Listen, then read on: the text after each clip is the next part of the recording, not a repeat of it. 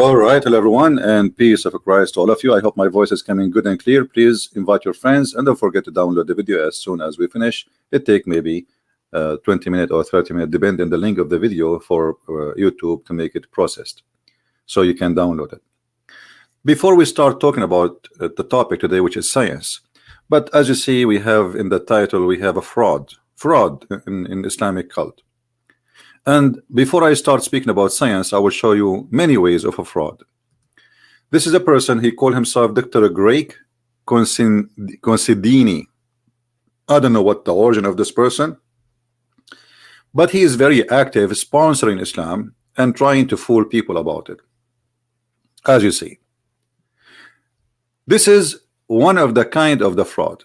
Muhammad, he said, and Jesus, he said. What Jesus said? Love your enemy. Okay, let me ask you, so as long you are sponsoring Islam, so why you don't ask Muslims how come Allah and his prophet did not say love your enemy? As long you are desperately trying to say to us that Islam is a good religion and Islam have a good teaching and Islam is a wonderful belief, so why you don't ask yourself where in Islam we can find it says love your enemy? Did Muhammad love his enemies? Or Muhammad, he said in the Quran, قَاتِلُوهُمْ يُعَذِّبُهُمُ اللَّهُ بِأَيْدِيكُمْ, fight them, kill them, and Allah will torture them by your hands. Why they are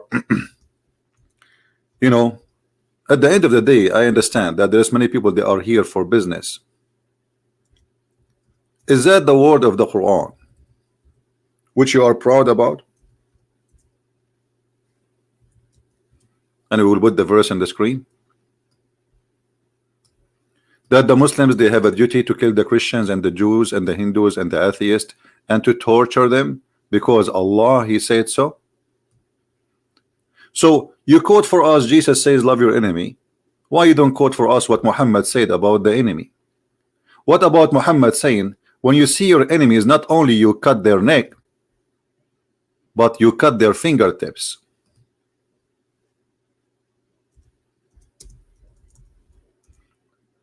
The torture prophet,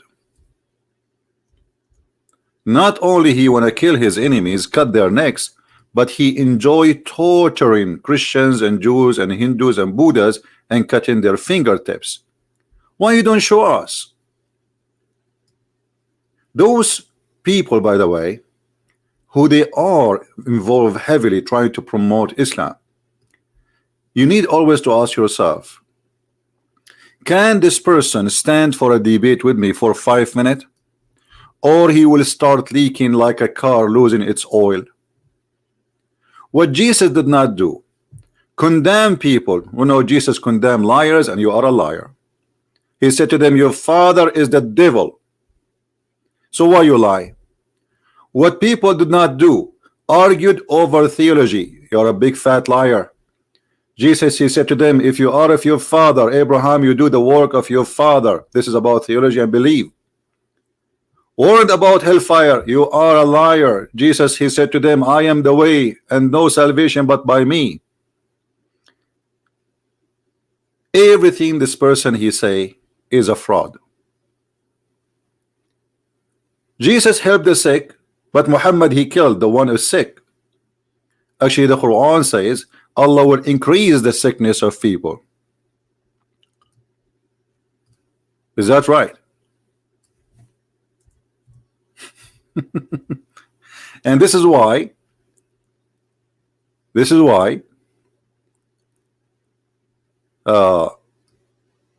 we find that Islam is totally the opposite of what is a Christianity is about. What Allah do? Allah increase the disease. So why you are saying that Jesus is a healer, and healing have many ways. It can be physical healing, it can be spiritual healing. Allah is the disease vendor. So my friend, those people are fabricators and they are liars and they are not truthful, and we cannot take what they say. And this is why the Muslim, they use their names. Like this guy, he sounds like he's not born from like a Muslim family, but it sounds like for me is a very much Muslim guy, and look, all his activities is between the Muslims. Does the New Testament predict the coming of Prophet Muhammad? You know, John chapter 14 verse number 16 and 17. This guy, his name is Dr. Greek. So he's doctor in what? He just said, and as you see in front of you, this is one of the level of the fraud, that Muhammad as the spirit of the truth. But is Muhammad is a spirit, you idiot? When you say Muhammad is the spirit of the truth, is Muhammad is a human being or he is a spirit? And the same verse you are talking about, that the spirit will stay with them until the day of judgment, Muhammad is dead. This is the fraud. This is what happened when you get an ignorant fraud on the stage. He shoot himself in the foot and people laugh at him. Everything you say is a joke.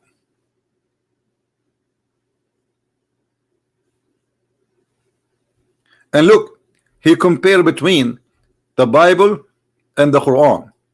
He says in the book of James chapter 2 verse 24, it says, you see that the person is considered righteous by what they do. Okay, let me ask you, when the Quran, and you are saying to me here, there's a verse from the Quran saying, and those who believe to do righteous good deeds, they are the doers of paradise. But what is righteous in Islam? Righteous in Islam is to attack and to do jihad and to kill the Christians and the Jews.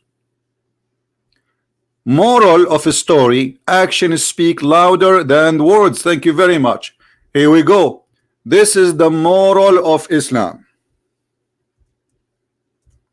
Let me get you busted before even, you know, because as long we are talking about a fraud.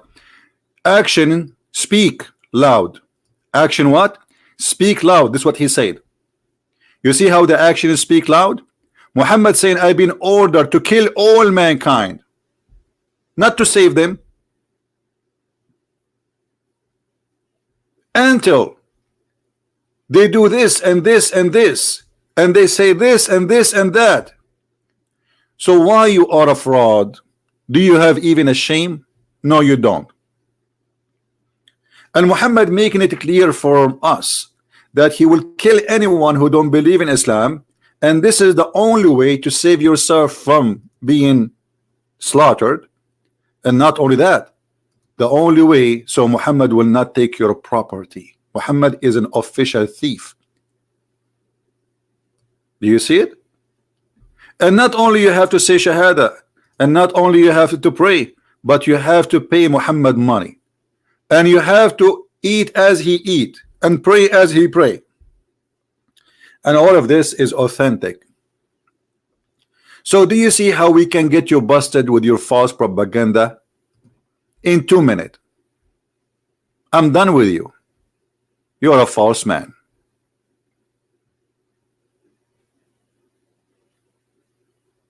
You are a false man.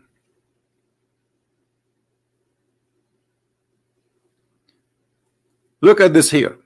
A Christian said to me last night, Islam does not have something similar to love the neighbor like Christianity.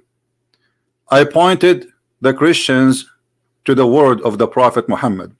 Whoever goes in bed while his neighbor is hungry isn't a true believer. But this is, my friend, this is about the Muslims. Let us see what the Quran says and get you busted. The Quran even forbid Muslims to be friends to their own family.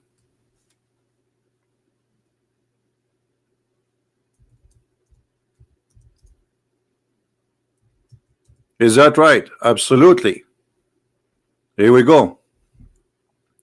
You will not find a good Muslim, a true Muslim, who is friend, loving those who oppose Allah.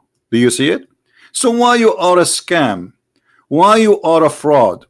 Either you have no brain or you are a fraud. Choose one. Because when somebody claims to be the doctor, I am assuming that he is educated. So what kind of education you have? This is the Quran saying you cannot be good to them. You will not find a single Muslim who believe in Allah.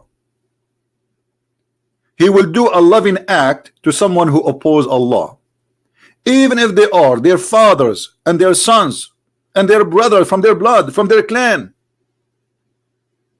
So what do you mean your neighbor? You are nothing but a shame. And Islam as a fascist cult teach the following too. And this is exactly what Hitler was trying to do. Hitler, he believed in himself, and he want to do something for himself. He want to rule the earth. You are the true Muslims, the best of the people who ever raised ever for mankind. This is the Quran, chapter 3, verse number 10. What does that mean? The best of mankind is those who bring mankind and the chains around their necks till they embrace Islam. This is the duty of Islam, and this guy is being busted, and I advise you to put some Nivea in the places you get spanked. And yet you call yourself a doctor. Go change, you know, change the title in front of your name. Call yourself a tractor. Call yourself the fabricator, but don't call yourself a doctor. You know, this is not good. Now we go back to our topic. Forget about this is scam, this is fraud.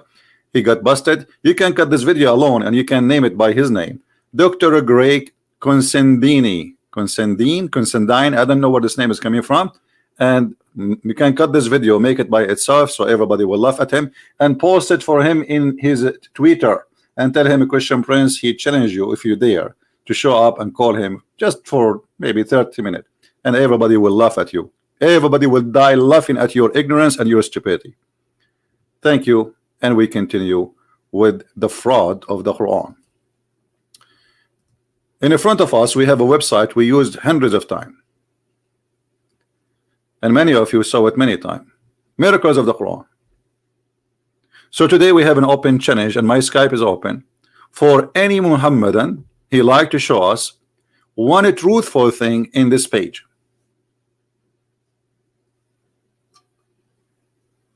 We don't want to attack him, my friend. We are not attacking him. We are exposing him. There's difference between attacking him.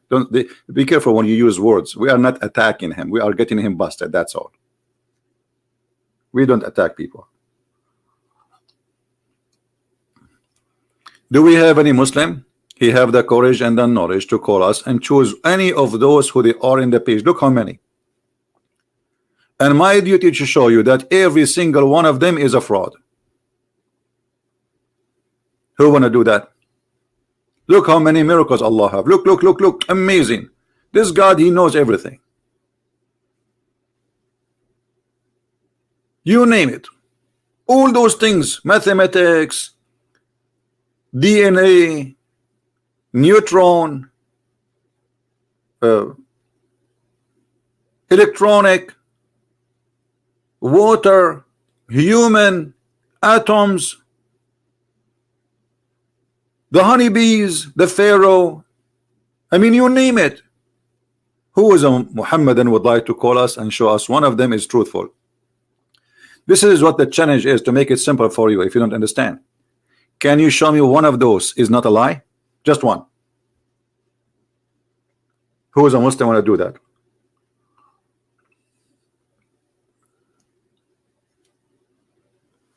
Anyone? What is that? Is that in you? Uppermost zone in the ocean where there is visible light. This is a good one. Who's a Muslim want to choose it for us? No, I'm not going to do that, because they might say, oh, he's choosing his own. No, I'm not going to do that. I want a Muslim to choose for me. Animal language. Okay.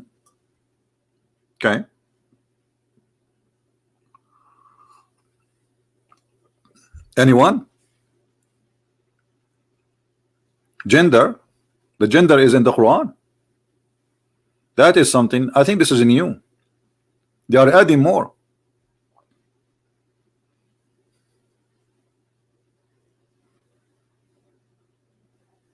Anyone? Who is a Muslim would like to call us? Where are they, those with long beard? You know, this guy with his name Mimi Hijab, he is making a gang against the Arabian the apostate prophet. They are ganging against him because he's ex-Muslim, you know. So this is very embarrassing for Islam that a Muslim who was a Muslim from a Muslim family exposing the stupidity of the Quran. So they gang against him, and I was saying to myself, is it time for them to gang against me? I mean, why you are going after that one when this guy, he's making a video once a week? Or maybe because he's an ex-Muslim, making a lot of Muslims leave Islam too. Well, I'm making a lot of Muslims leave Islam. I mean, I don't think there is somebody was able to accumulate a number like the one I did. Where are they, those, the big sheikh? Where is Shabir Ali with his white beard? Where is Zakir Naik? Where is Mimi Hijab? Where is his nurse Ali Dawa? Where is all of them? Where are they? Why they don't call me?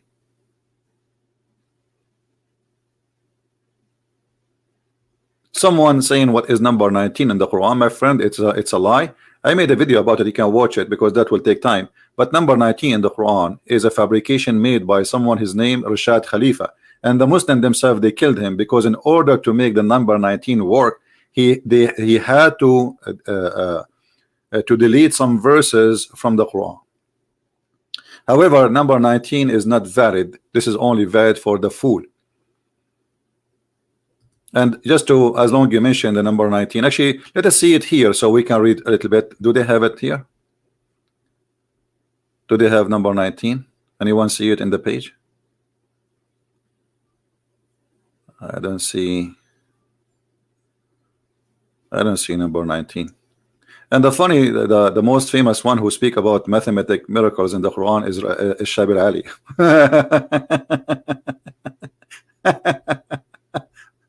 And I made many changes for him. Says, hey Shabir Ali, can you calculate the numbers for us? Here we go. It's here. Number 19. Oh, brother, it's here. What's wrong with you? The Basmala, which means Bismillahir Rahmanir Rahim, contain 19 letters. That is a big fat lie. Let me explain to you why.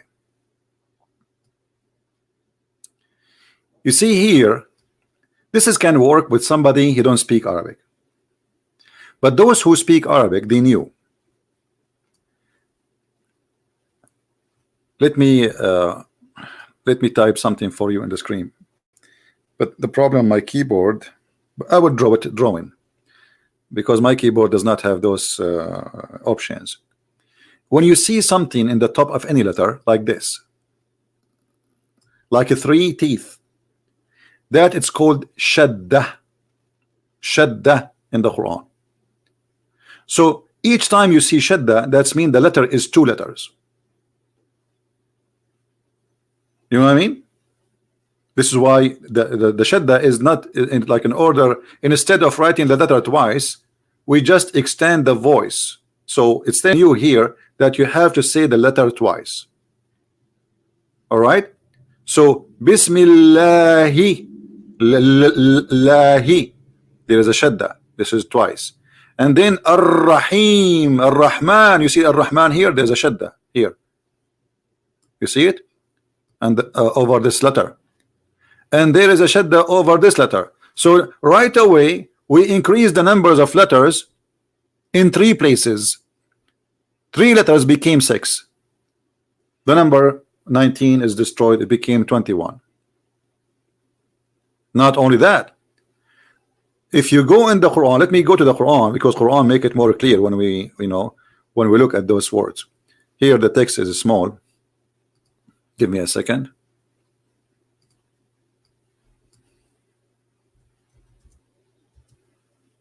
All right. Here it's more clear. Do you see this is small, little, tiny thing? You think I can make it bigger? Hold on. Yeah, I think this is better. Is it clear, guys, for you in the screen? Do you see all those things in the top of the letters and the letters? Do you see them? The small things? I hope you can see them now. So look what we have here. Let me make it thin. Here we have the shadda, and this is the shadda how it look like. That will make this letter 2 letters. Here we have a shadda, Ar-Rahman. And by the way, you can see a video made by Nu'man Khan, and he is explaining to you the same, that those are 2 letters, not 1. So don't think this is a Christian prince saying that, you know. Even they themselves, they agree. And here there's a Rahman, and here in the top you see the shadda in the top of the letter, which mean here. That's mean this letter is 2 letters. And here the Ar-Rahim, you see, say Ar-Rahim. So we have more than one Ra. Ar-Rahim. So this is letter number 3, and this is shadda. So right now we have 3 letters added to the calculation the Muslim did not consider, because it's a fabrication. Additional to that, do you see here it says Ar-Rahman? There's something here small. Do you see this letter here? This is Alif. The word Rahman in Arabic is not without Alif. This is the mistake in the Quran, but even the Muslim, they correct it and they added this little tiny thing Alif here. So it became like a decoration, but we pronounce it. So Ar-Rahman is letter number 4. And not only that, we are not done. In Arabic, there is nothing, it's called Bism. In Arabic, here, there's a letter, it's called Bi-Ism. Bi-Ism. So how many letters now we have extra to number 19? Let us count together. You see how easy to get it busted? This is letter number 1 added. Let us make it in English.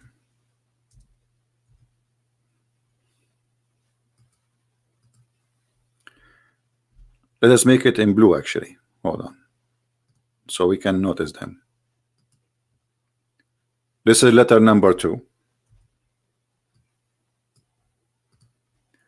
This is letter number 3. This is letter number 4. And this is letter number 5. So where is number 19? The miracle is gone. Shish kebab hummus. Shish kebab hummus. Hummus religion. It is a scam. It took them years to make this miracle. Christian prince destroy it in 2 seconds. So the total now is what? The total is not only not 19. We are in the number 24. Do you see how easy to destroy it? And by the way, I changed it in Muslim to say it's not true. It's a challenge, brother. I'm here live on air. Actually, you know what? Just to get them busted, in my own way, as usual. As an example, the word here, Bism. It's very embarrassing to say Bism. Only ignorant they will say the word in such a way. You ask the Muslims why it's written this way. This is funny. This is silly. This is stupid. A kid is 1 year old. He will not write it this way. So how Bi-Ism became Bism? They say the scholar says because it's easier to recite. So look what they did. Not only the Quran is not accurately correct in Arabic, Quran fabricate Arabic and damage Arabic just to make it able to sing it, because Muslims they sing it. But look what happened. This is the Quran. Remember, I'm going to take a snapshot for this is Bism. Oh, you know what? There's no need for a snapshot. I will open different browser and we will do the same.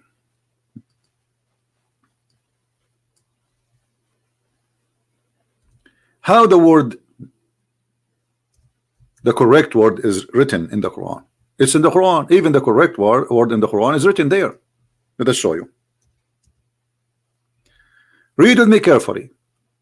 Do you see how Bi-Ism is? فَسَبِّحْ بِاسْمِ رَبِّكَ الْعَظِيمِ, chapter 56, verse number 74. Chapter 56, verse number 96. This is the correct way to write it. Do you see it? Do you see it?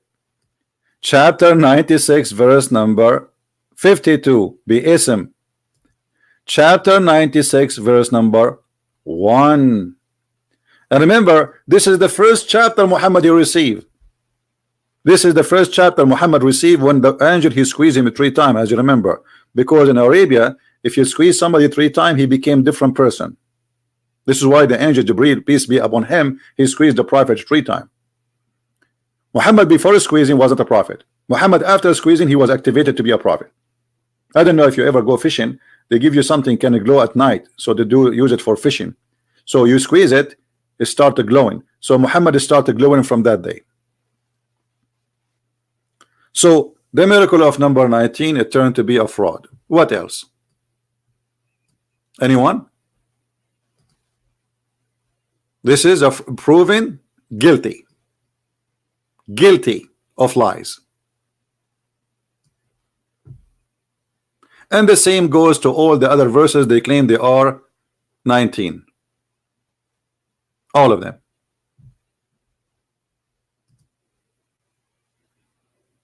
What else?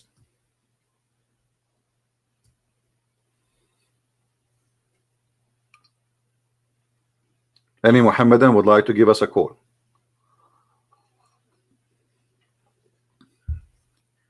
Volcanic gases in the Quran. I think this is in you too. I'm really became curious. What is this? The Quran speak about volcanic gases? If. Look, they put for you HVOH, H2O, SO4, SO2. This is all in the Quran. If. فجعلنا عاليها سافلها وأمطرنا عليهم حجارة من سجيل. And we made, and we turn it upside down, and we ruin down upon them stones of what? Pomic? Let us go and see the Quran so we can laugh at the story here. You see, always the Muslims, if we read a verse, they say to us, you are taking it out of context. So ask yourself, why the Muslims don't show when they speak about scientific miracle? Why didn't show the verses before and the verses after? I mean, what? Why you are just quoting for us that verse? Just to show you the science of the Quran. We are talking about hijara min sijil, and this is appear in many verses as you see in the Quran. Chapter 1:5, chapter 15, chapter 11. In chapter 1:5, the Quran, the book of science, claimed that Allah He sent F-16, which is bird, and they throw rocks at elephant and they destroy them. And the elephant army was coming to Mecca to destroy it.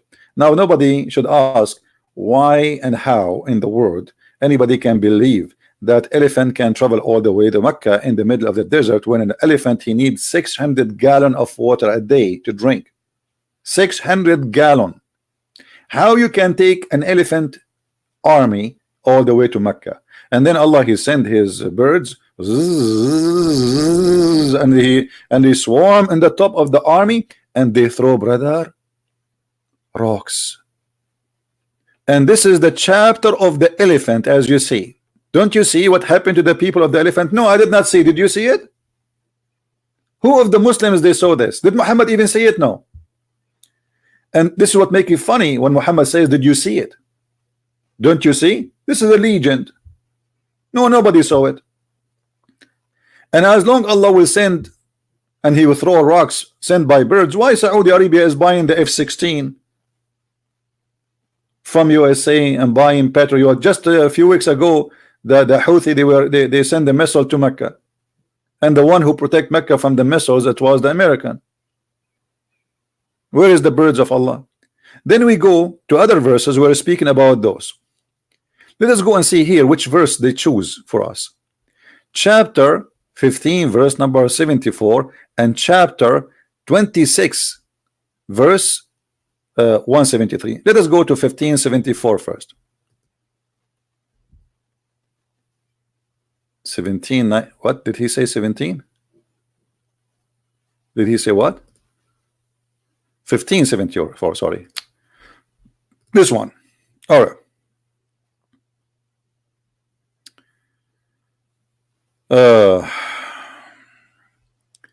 Why the Muslims don't read for us the story? This is about Sodom and Gomorrah. What this have to do with even Islam? This is a story Muhammad, he stole it from the Bible. This is number one.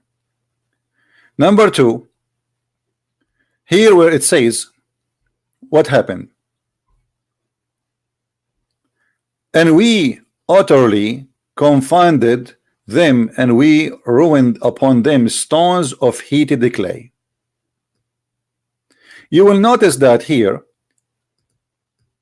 it says heated clay. The fact it does not say that. If we go to the previous verse, what we showed you, you will see the translation is going to see there's something different. Let us go to this one.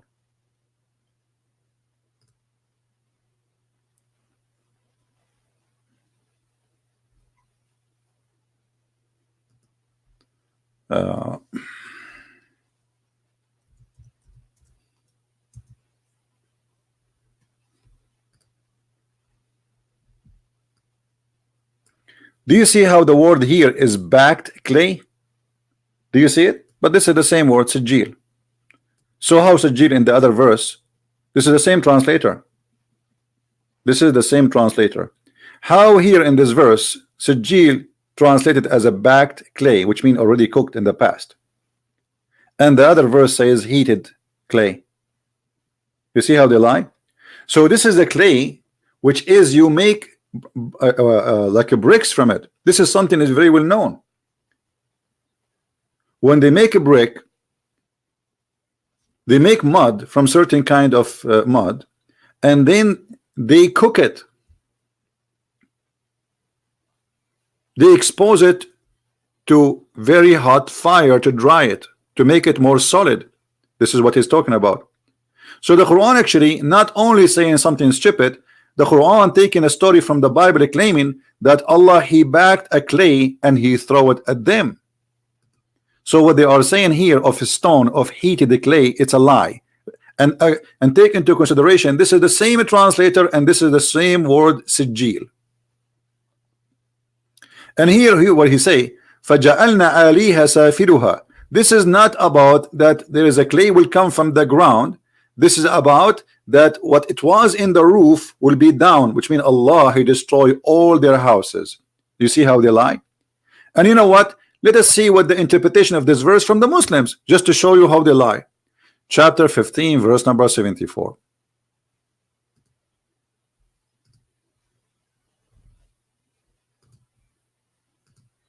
Remember, this is their Islamic interpretation, not mine.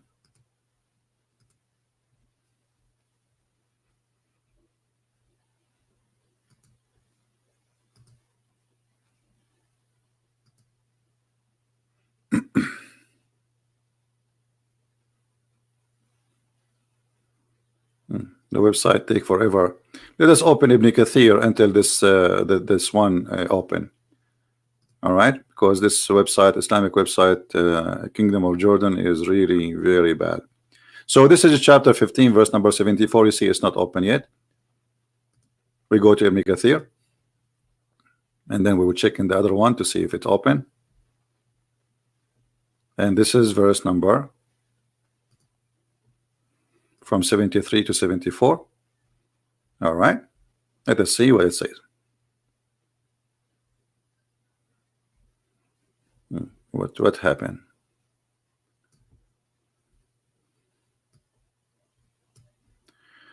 This is a precise sound came to them from the sun when the sun rose. So Allah he screamed, and here you notice that Allah he have a mistake. He's saying that he killed them by the screaming, but yet he's saying in the video they are saying that Allah, if you go to the video, look at this.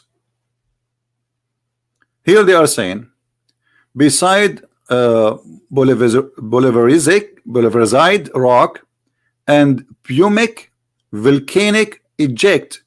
But this is not how Allah he killed them. Allah he destroy everything by his voice. This is what it says.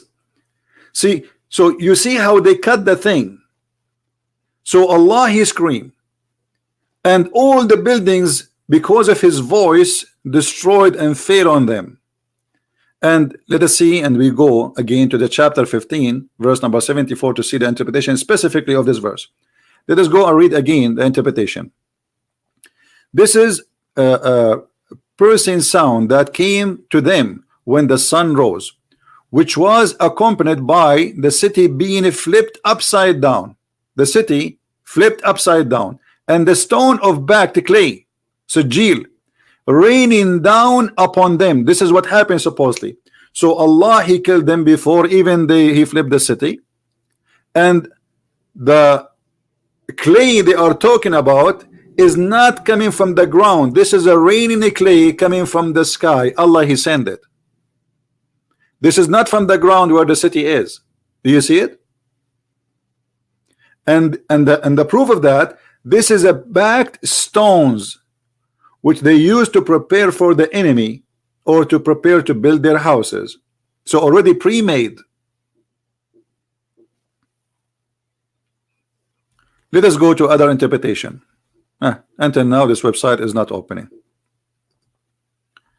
as usual. Finally it opened. And that made their cities topmost part of the nearmost by Jibril, rising them the city to the heaven and dropping them face down. Jibril, he did that. So look what it is. In Islam it's about God screaming, and then God, he flipped the city, and then he made the roof upside down, everything fell down, and then Allah, he made rain from the sky, which is made from a clay, which is back to clay, not from the same ground of the city. And this is all happened by Jibril. Suddenly this is a volcano. But what happened in Sodom and Gomorrah is not a volcano, and have nothing to do with what they are saying. And here it says, and dropping them face down into the earth, and we rained on them stone of backed clay, clay backed in fire. Do you see it? In the Islamic website they make it as it is about a volcano. What volcano? First of all, volcano will take, you know, long period to become a volcano. It's not going to happen to be a volcano in a second. Secondly, where in the Quran it says this was a volcano? The Quran does not say that a mountain exploded. The Quran says that the earth where this city is destroyed. There's no volcano. And the Quran says that Allah, he sent down stones from the sky.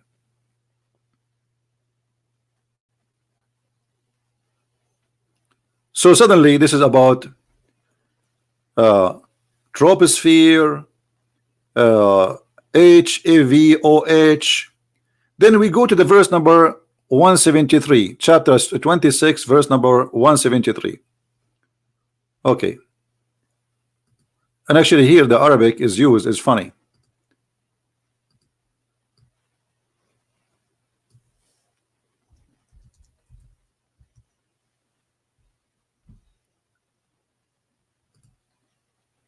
(26) 173. All right.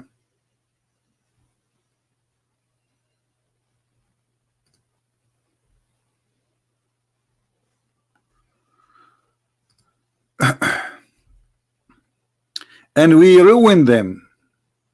We ruined them. But I want to ask the Muslims, this is about what? Look here what the story, what happened. The story in this verse, in this chapter changed. You see the story here in this chapter, the Muslims are quoting two verses from two different chapters. Here it says, and we rained on them a rain, and grateful is the rain of those who have been warned. In the Muslim website they say that this rain is what? Is it grateful? It was an acid rain. This is what the Muslims are saying. But look, if this is what the Quran is saying, that means this chapter here is lying, because it says that we rain upon them stones, not acid rain. The Muslim who quote for us the verses, he forgot that already Allah, he told us what kind of rain. وَأَمْطَرْنَا عَلَيْهُمْ حِجَارَةً مِنْ سِجِّيلٍ. Do you see it? It was a backed heated stones. Already it's cooked before. If we go and see the same chapter they are reading for us, chapter 26, verse number 173.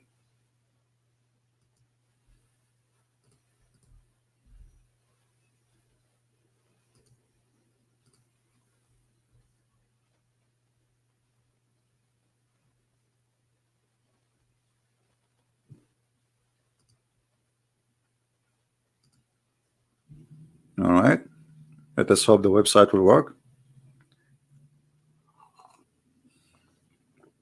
Come on, buddy. Okay, let's go to Ibn Kathir and tell this one work. What we can do.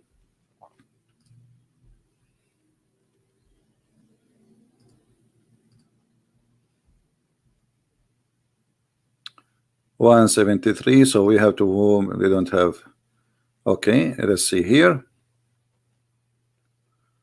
Where is the verse?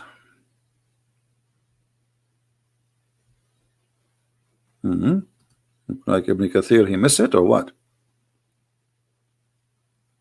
Where is the verse here?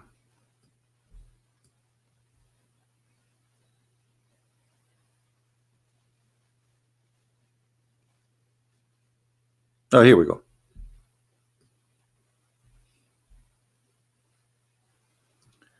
In the Muslim translation, they said something we cannot find really, as we see here. It says, Allah, He rain on them a rain. He rain on them a rain, and that rain supposed to destroy them. In the Muslim website, they say this is an acid. They add the word acid. They are the word chemical, and they made for us certain drawing to make us and convince us that this is what happened and this was a volcano. And by the way, as long as we are talking about a volcano, as long as we are talking about volcanoes, if Allah knew what the volcano is, how Allah He say in the Quran that Allah He placed mountains firm in the top of the earth? Is that what the volcano is about? There is no way Allah He speak of that science as they claim, yet He think that mountains is something was placed in the top of the earth.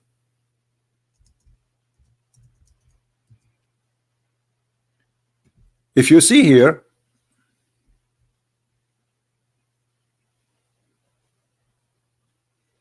all those verses mention the mountains, but the most important is where Allah He said how He made the mountains. The mountains in the Quran, if you go actually to, let us see, go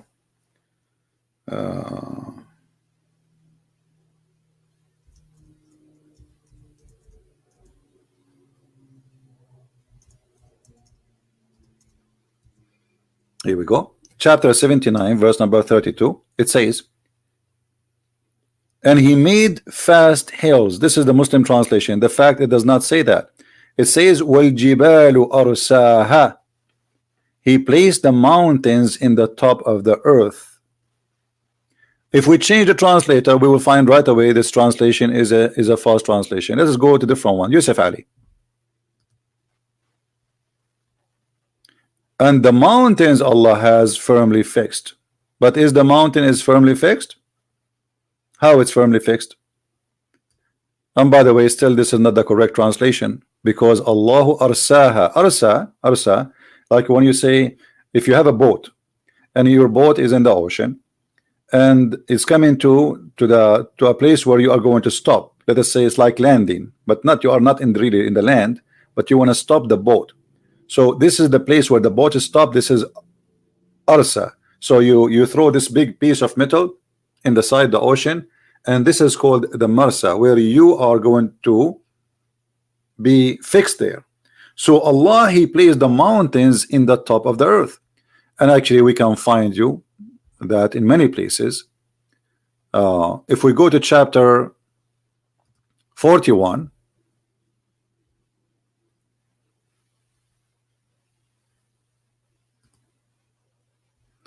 you will see here Allah saying, not me, remember, and He set on the earth mountains standing firm. Who set on the earth? Allah set on the earth mountains. So according to Islam, the mountains which is include the volcano, because volcano is one kind of the mountains. Allah, he put it in the top of the earth. Now who is the fool he agree with this?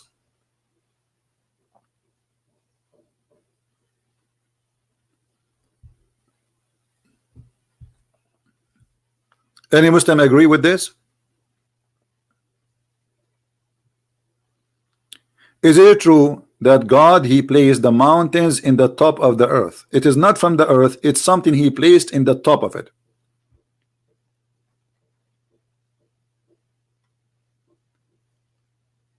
So if we connect what the Muslims saying to us, that this is about a volcano, but volcanoes are not something placed in the top of that city or beside that city.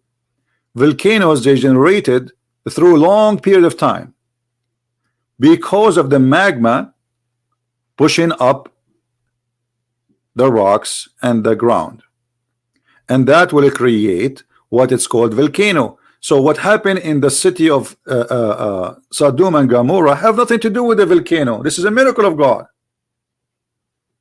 That is even stupid to say, because now all what you are saying, that the city was not destroyed because those people, they brought the anger of God on them. No, they were destroyed because of a volcano. So if this is what happened, how you can prove to us that this is what Allah he did? Especially Allah is reporting something happened in the past, and he did not use any chemical in his statement. Or what he says, we made the up down, which mean all their buildings destroyed. He flipped the city upside down. How is that? Because simply what was a roof became a ground. This is what it's meant. And we throw on them rocks, and this rocks is cooked. This is not magma. The same rocks he used to attack the army of the elephant, as we showed you in the chapter of the elephant. And here they say that today we know why that rain was dreadful. It was acid rain. Okay, what did dreadful mean? I want to see what this word mean in Google. Hold on. Causing, involving great suffering, fear. So this is because the people are dead already. What this guy is talking about? The dead, the people, they die when Allah he scream already. And the Quran mentioned many times that Allah he killed people by screaming. Let us show you. By sound.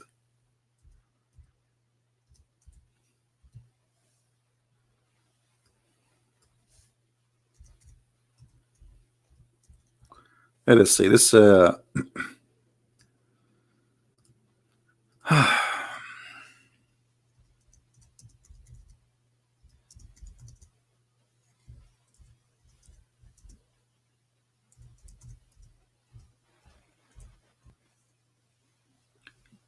us show you.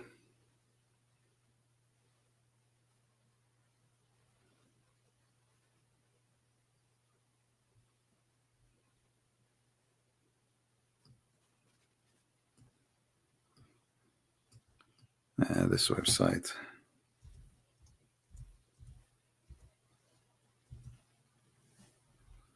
For some reason it's not functioning.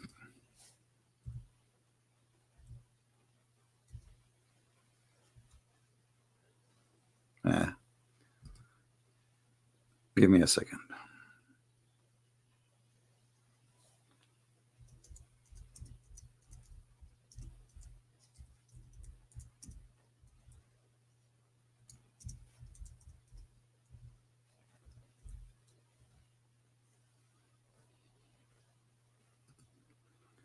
All right.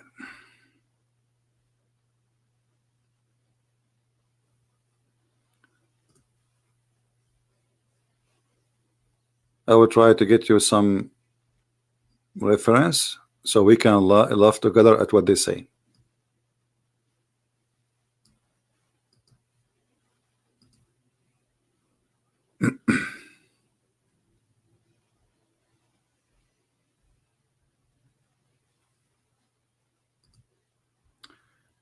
All right. This is a book. It's called Al-Mizan fi Tafsir al-Quran. And we will see here what happened. I'm going to use Google translation because I could not find something really in English. Google translation is not really going to be too much accurate, but it's going to help us. How they lie about how the Quran, what the Quran is saying.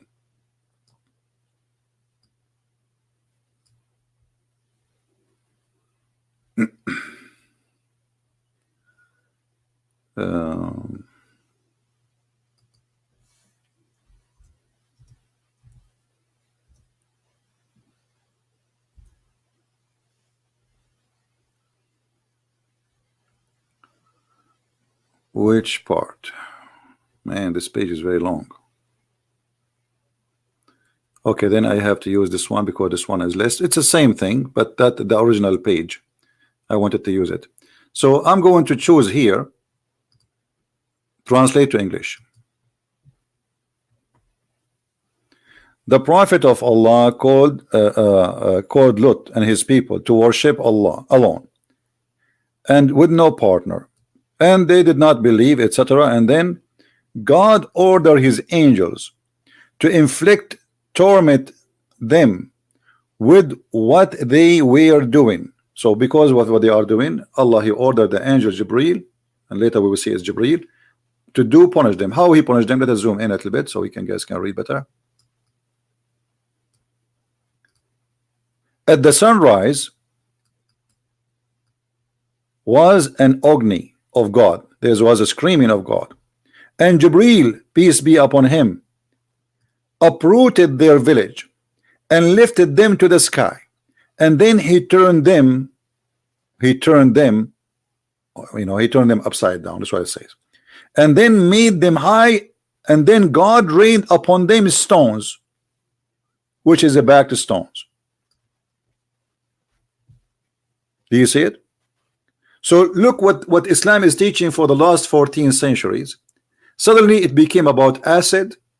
Suddenly it became about volcano. Suddenly it became about carbon. Suddenly it became about those people, they were burned, when the story is totally different here.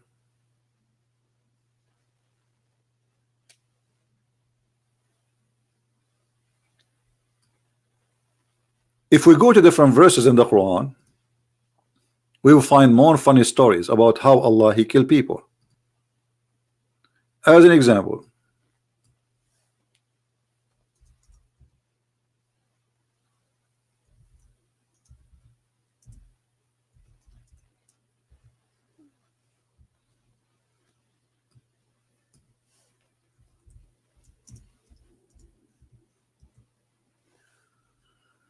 oh boy, chapter 7 verse number 65. There's a people, they are the people of Hud. Who is Hud? Don't ask me. Even the Muslims, they have no idea.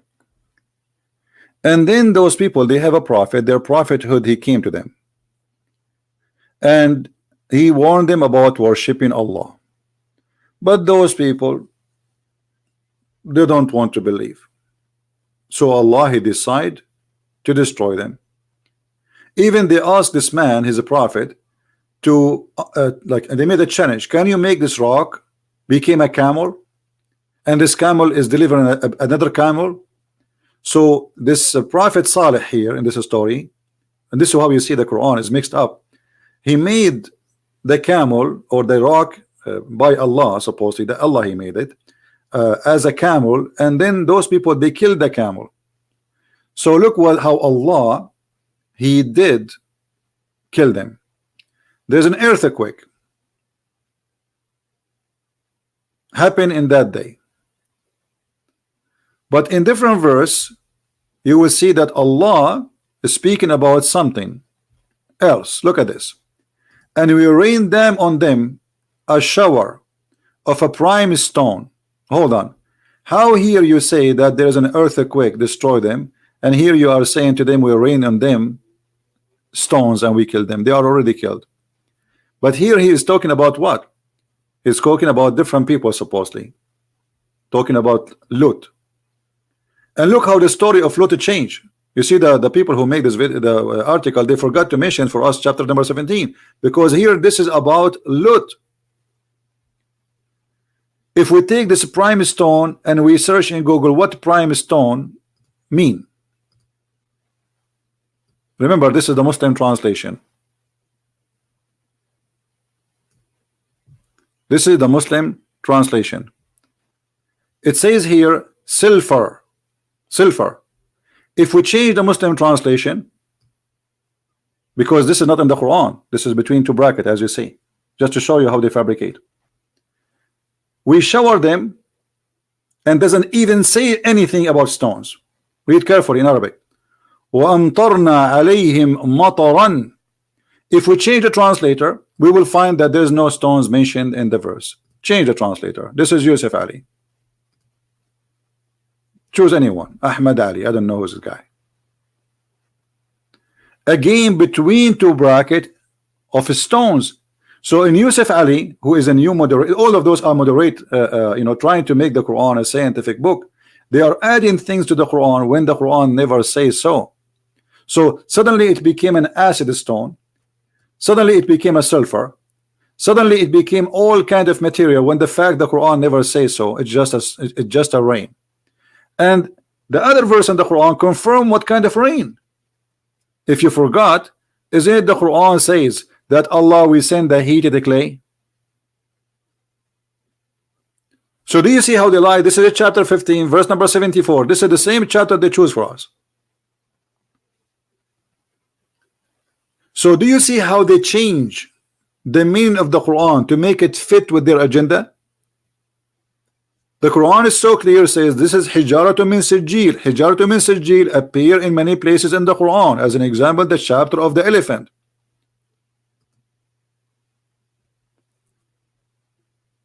Chapter of the elephant, which you will find almost at the end of the Quran, chapter 105. All right. So Allah, He sent on them backed clay stones. How those backed clay stones became sulfur, became acid. Acid is not stone. Is acid a stone, Muslims?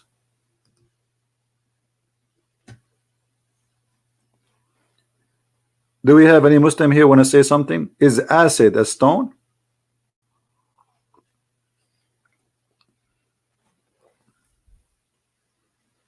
Anyone? It's not.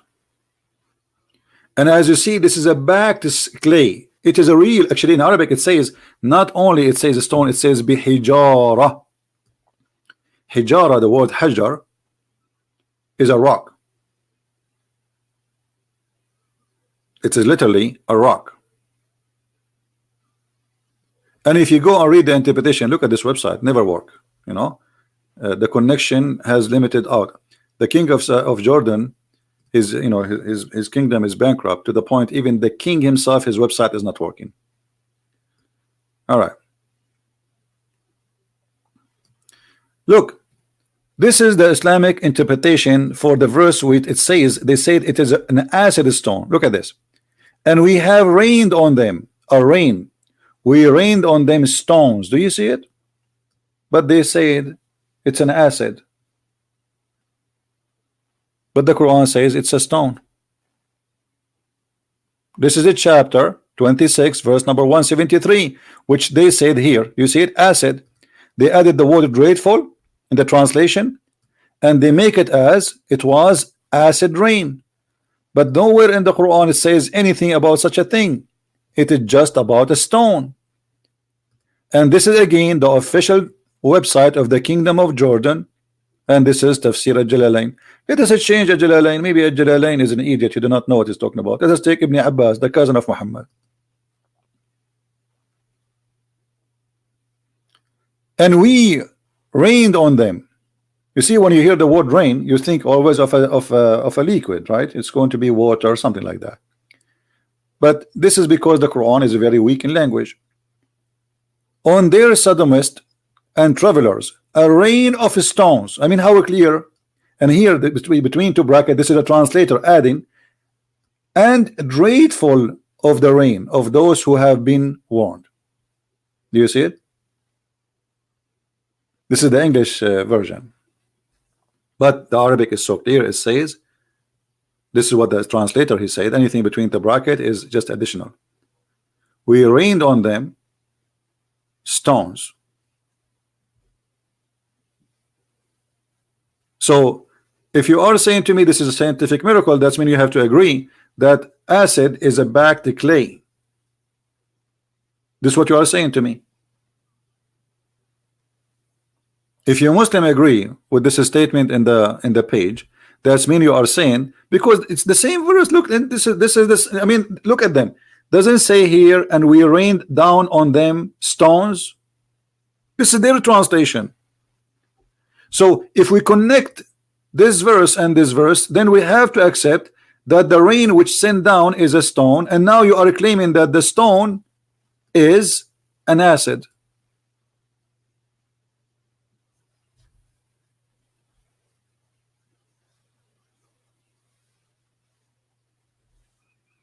Do we have any Muslim?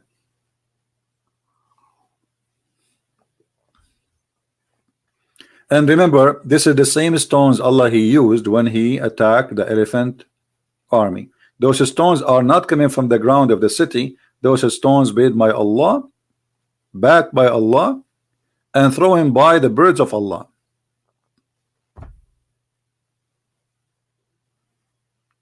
So you notice always when the Muslim they speak about scientific miracles, they assume that you do not know anything about the Quran, and we can play with the words and we can add things. Grateful is the rain.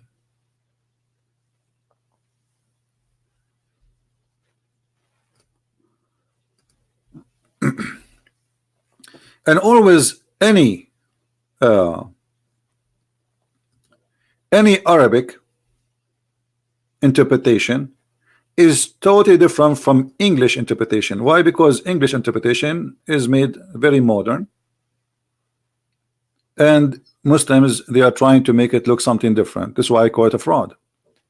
This is a page have all the Islamic interpretation for the verse.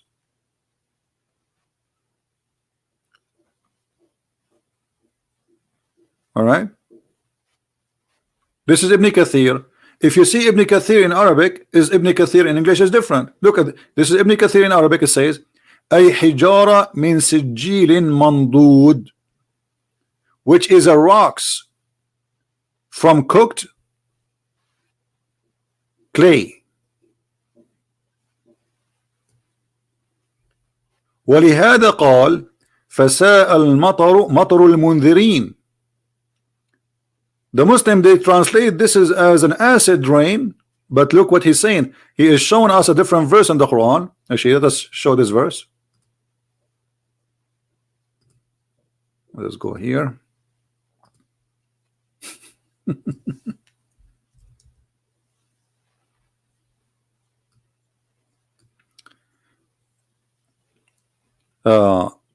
Chapter 27, verse number 58. The same translator. Look, he add between the two bracket a prime stone. It's not exist. And we read down on them shower, and evil was the shower on those who was admonished. Doesn't say anything about acid, doesn't say anything about anything, and the fact the other verse confirmed that this rain was nothing but a stone. And this is Ibn Kathir in Arabic. Actually, I can exchange right now. I can click and translate to Google. I know maybe I should post just a link for you so you can look at it and you can do the translation yourself. You can switch, you can click at the page, open it. You have to open it with Google browser so you can able to translate. All right. تفسير الطبري وهو إمطار الله عليهم من السماء حجارة من سجيل. Let me do the translation here. Yes, you know, because that will be helpful. Well, I don't know why it took me out.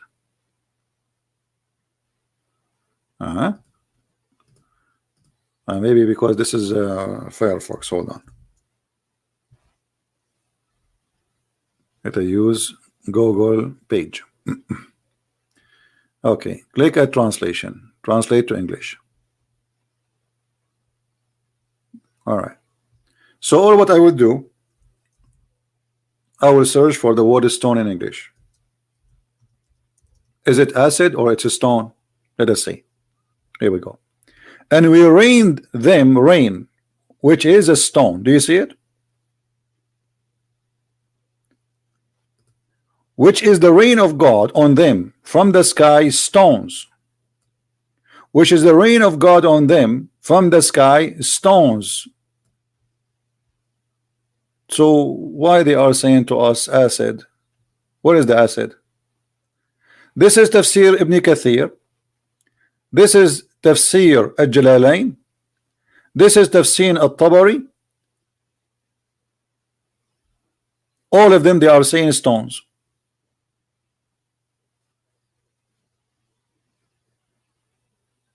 Do you see it? Where we can find the word acid here? Where we can find even the word liquid?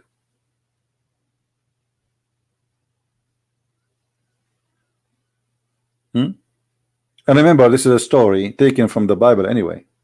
So if I come with a story, somebody else long before me mentioned the story. I mean, where is the discovery here? You are not the one discovering something. But the story in the Quran make the story funny and make the story stupid, because according to the Quran, God, he sent rain of stones, which is backed by Allah in the sky, and he sent it down on them. All right. So they start adding acid, stone, and all the fabrication. So all of those things are not exist in the Quran. And this is why you notice they just only choose to us 2 verses from the whole story, and they add their own translation. Grateful is the rain. You see, and they highlighted for you what they want you to believe. Stones of Pomek, where it says that.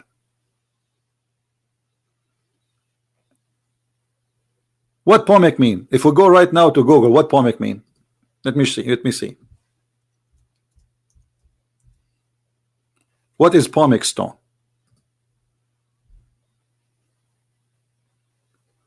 This is what is Pomek stone.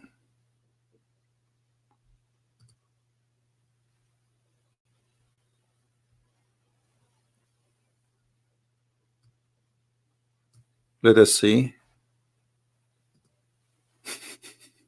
Just to show you. Okay.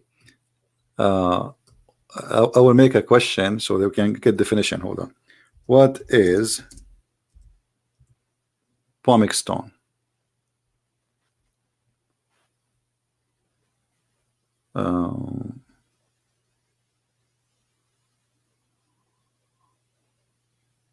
Okay. So according to here, as I see, that Pomek stone is the powder of dust form, is a volcanic rock that consists of highly whatever, like after that, and then Pomek stone are often used for beauty salon, etc. blah blah blah blah. So here they are trying to, they put the word Pomek stone, which is not exist in the Quran. The Quran says hijaratun min sijil. It is a backed stone, not volcanic stone. So they change the word and they make it Pomek to make it this is a volcano, and Allah was talking about a volcano. And actually the whole article is based on a claim of a volcano, which is absolutely a lie, because this is not a volcano. What happened? This was a miracle of God. There was nothing there. It's not a volcano.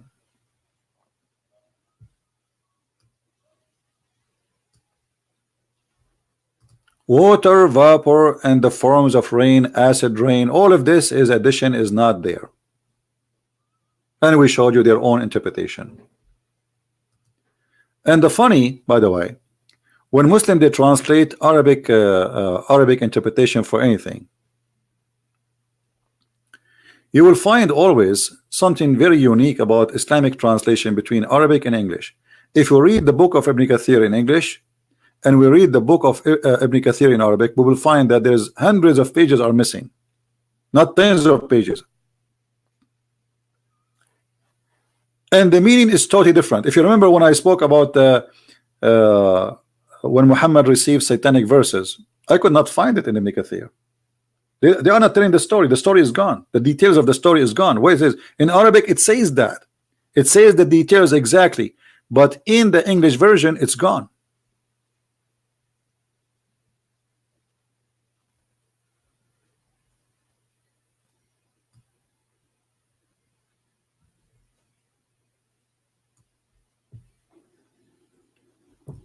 The Muslim through centuries, they never spoke about rain, which is from pumic stone, acid, etc. This is all a new propaganda to try to make it fit what the Quran says. This is what the Quran is saying.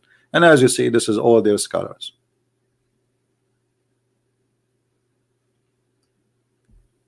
Do we have any Muslim want to say anything?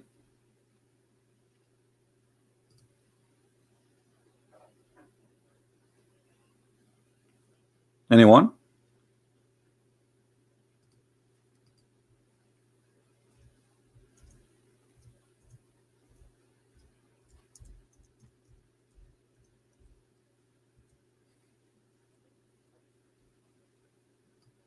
Any Muslim?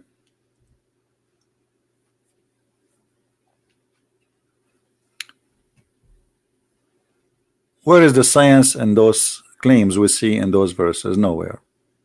It's a lie. The added words are not there to make it look as it is there. As long as we are talking about volcano, I want to continue talking about volcano. As long as there's no Muslims to call. Look, volcanic cases. This is the same one. No, this is the same one actually. This is the same one. I thought this is a different one.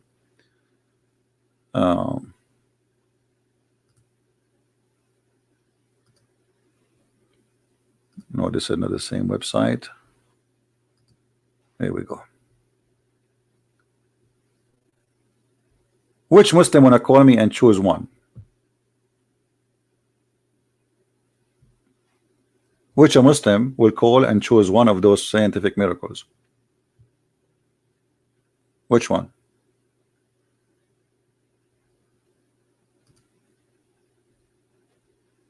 Anyone?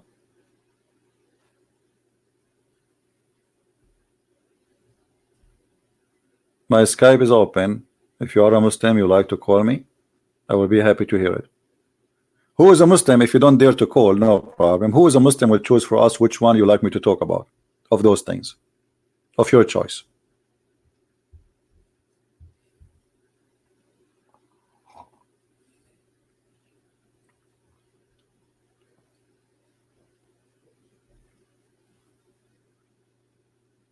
Anyone?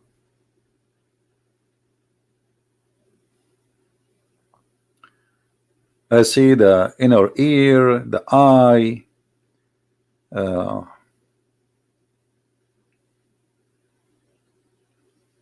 Anyone?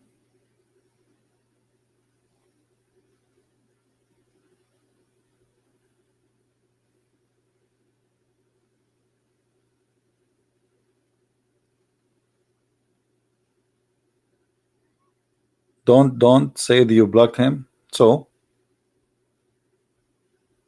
what? Who is don't? Who is this guy? Don't.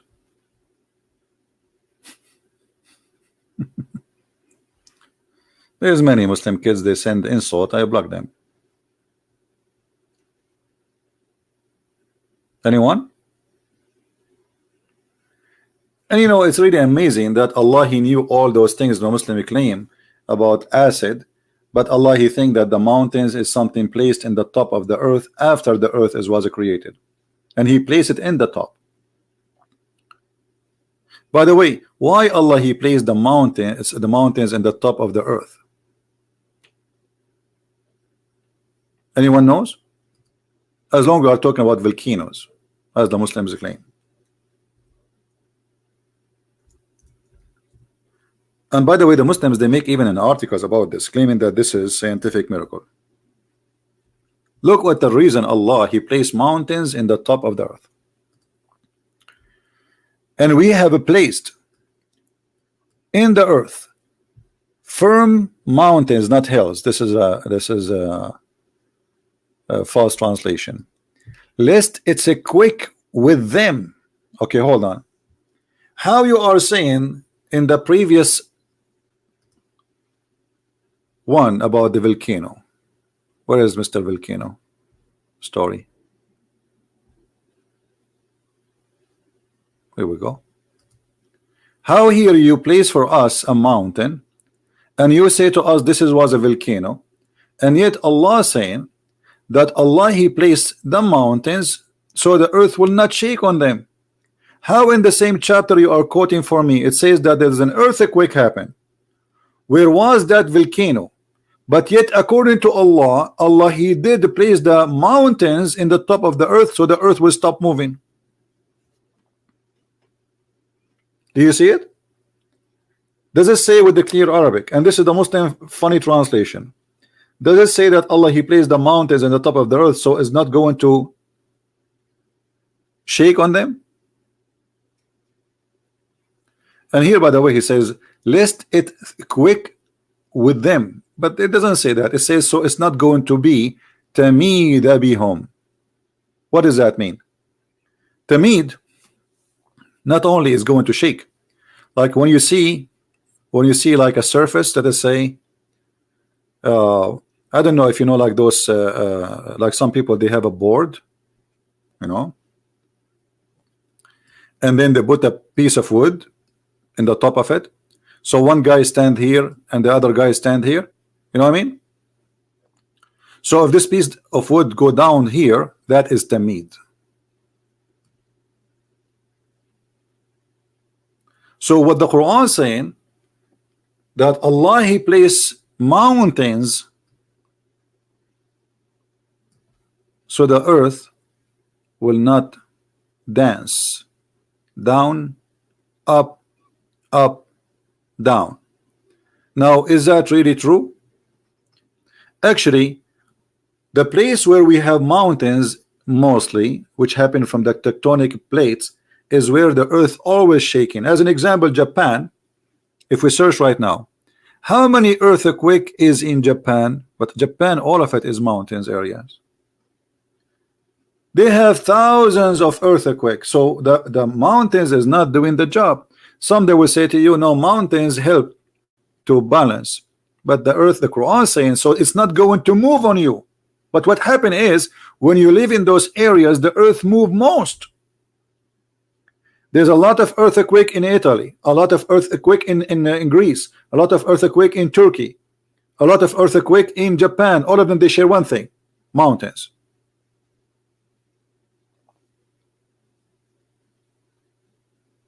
All of them, they share one thing: they have mountains. So wherever the mountains goes, usually there's earthquake.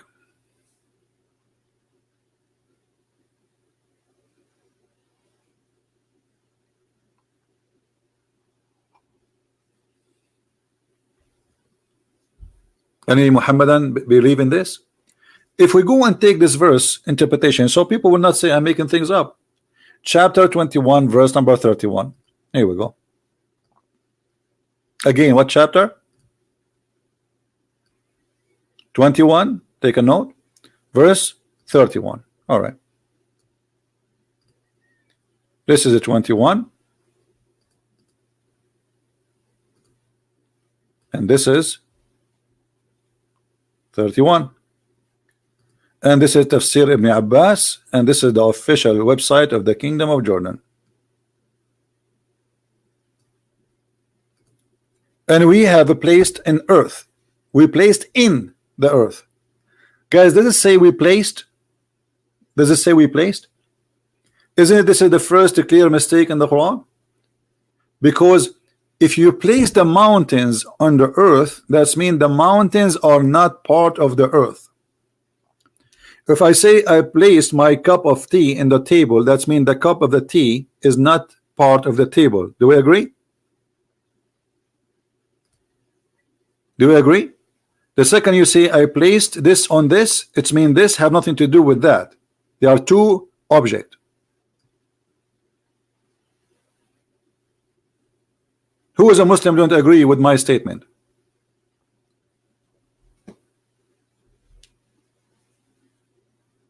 Anyone? So how Allah is a smart scientific God, but yet he think that the mountain is something he placed in the top of the earth, so the earth will not be shaking, but the mountains are from inside the earth, not the opposite. If you search right now in Prophet Google how mountains are formed, how mountains are formed, this is have nothing to do with the Christians, nothing to do with the Hindus, the Jews, the Buddhas, all this madness. You know, you might Muslims say to you that this is a website made by the Christian, this is a website. Here we go, I just searched, and this is all is a graphic made by people I do not know, I never met. Mountains simply is coming from the pressure of the earth, which means they are part of the earth, not the opposite. It is not something being placed on the earth.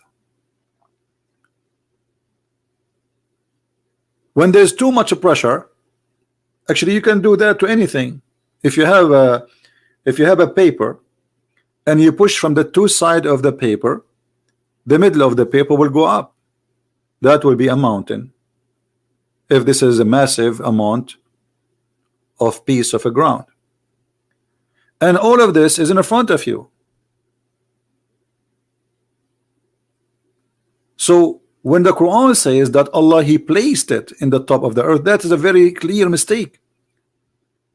Mountains can be formed either by volcano or by pressure or by a breakdown, but that will not be a perfect mountain, which means like suddenly like two tectonic plate they move and they make the crack, and then there is a deep valley and two sides they are high, but that would not make them really mountains. So volcano or a pressure of the tectonic plate, but Allah saying something different. Your God saying that Allah actually this image here will explain it to us better. This is exactly what I said to you. There's a pressure from the right,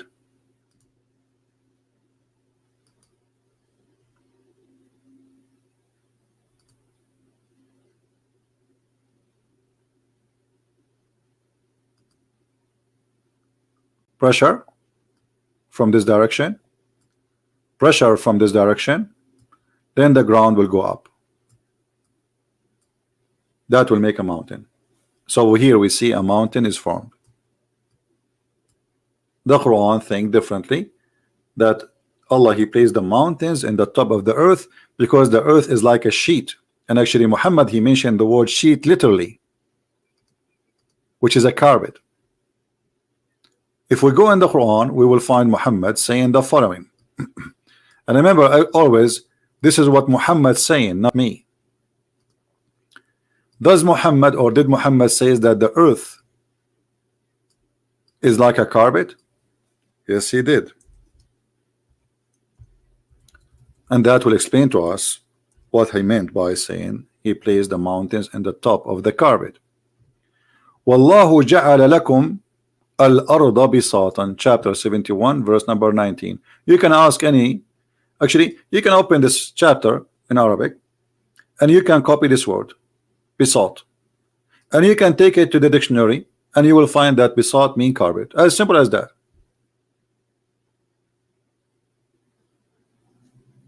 It's a flat piece.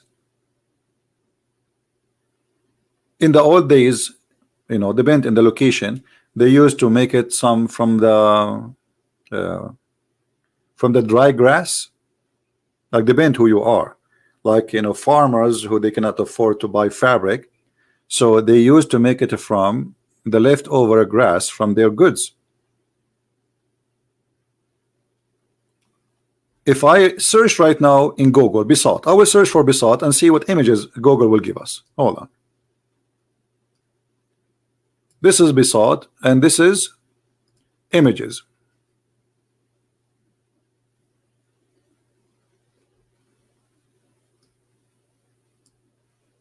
Do you see it? Actually, in Arabic, you will find a statement where it says Bisat or Rih. This is the same flying carpet Sulaiman he used in the Quran.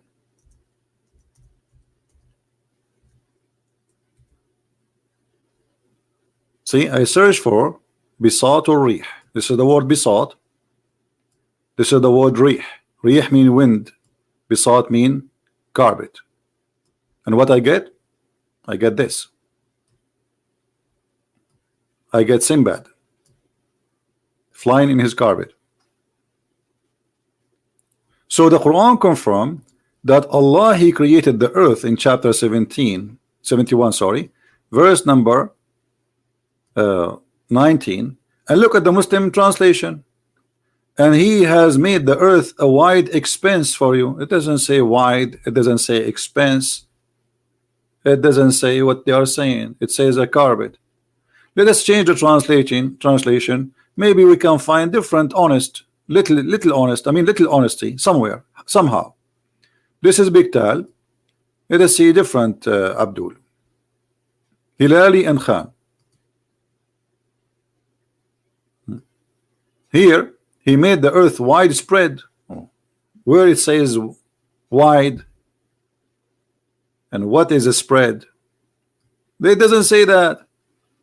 Let us go to the interpretation to save our time, because obviously all the translators are liars. This is a chapter 71 verse number 19, and this is the official government of Jordan again. Verse number 19. Display. Look, Allah he made the earth wide expanses for you. This is the first translation. Change the translator or change the text. Earth, and God has made the earth a flat, open expanse for you. Do you see how the difference is? It's a flat. So the earth is a flat carpet, and then Allah he placed mountains in the top of those of this earth, so the earth will not be moving. As simple as that. This is what the verse is saying. This is the purpose of the mountains. Any Muslim will say I am not being honest. He would like to call me.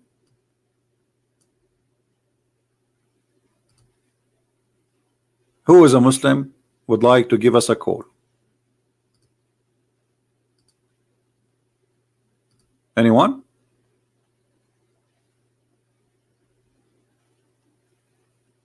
So all what they say to us is nothing but a fabrication. This is how the game works. We will change the interpretation to make it 2019 interpretation. All the interpretation was exist before. We will throw it in the garbage, and we will do our best to change the words of the Quran meaning to make them fit what is called science today. This is exactly what the game is. Who is a Muslim wanna call me and choose for me a miracle of his choice? Until now we did not find one thing is good.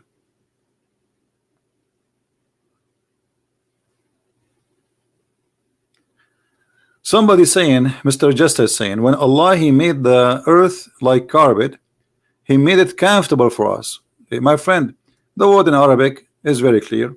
Bisat is bisat, and the earth is not comfortable anyway. What comfortable in the earth? Do you sleep in the earth? And the earth is not a flat, and it's not a carpet. So when you say he made it comfortable for us, that's very funny. Remember, he is saying he made it as a carpet, and he placed mountains so this carpet will not be shaky. So how comfortable it is by having mountains, and the purpose of those mountains, they will not shake, or they will not allow the earth to shake. And not to forget that the earth is continually is moving. Actually, the second the earth stop moving, I mean the magma making the tectonic plate move, the second this movement stop, that's mean the earth is dead. That's mean the earth is out of energy. And this is why you Muslims, you pray to Mecca, in the direction of Mecca. How somebody can pray to Mecca from USA? So why you say I want to pray toward Mecca? And there is tons of verses saying that the earth is flat.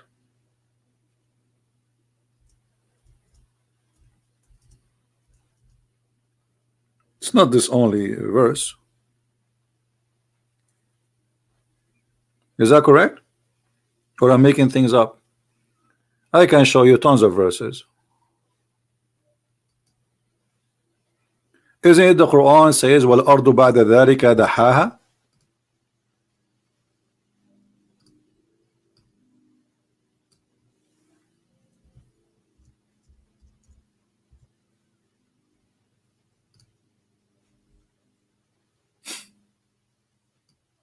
This is the shape of the earth, and this is your Muslim translation. وَالْأَرْضُ بَعْدَ ذَلِكَ دَحَاهَا. It says he spread the earth. Okay, if the earth is not flat, how he spread something not flat? If the earth is in the shape of a globe. And by the way, when he say he spread out, it is a little bit close to the meaning, but it's not totally accurate, because the word daha, do you know those things you make the dough with, like your mother, she uses it in the kitchen when she is making for you a bread? Anyone knows what the name for them? What they call them? The ladies they use in the kitchen when they make a bread or cookies or something, where they it's like a piece of wood, have two handles, and she pushed in the top of the dough, and that will make the dough flat. That's what the ha mean. That's exactly what the ha mean. Rolling pin. Okay, rolling pin.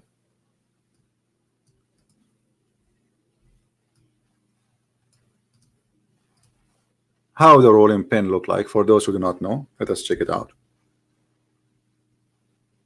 This is how the rolling pin look like.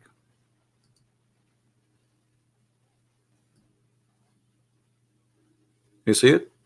It's a piece of wood, or it can be made from, but in the old days it used to be made from wood, and you roll it in the top of something to make it literally flat. This is what the ha mean. And I challenge any Muslim to say that is a lie. And this is exactly what the Quran is saying.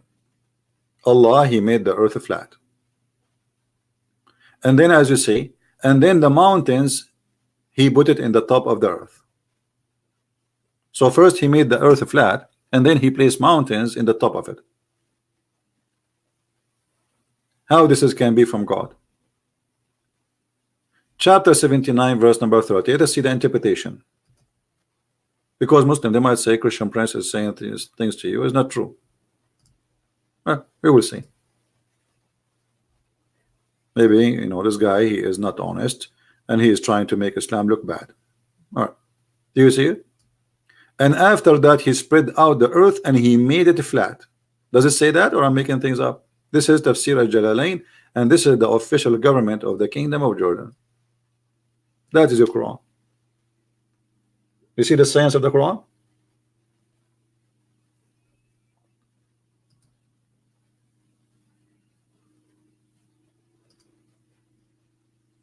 Do we have any Muslim here he don't agree with Allah?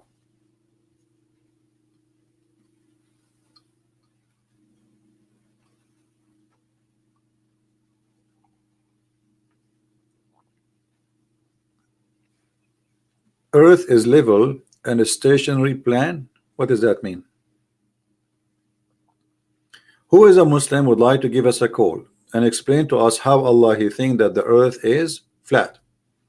How Allah he come to such a wisdom?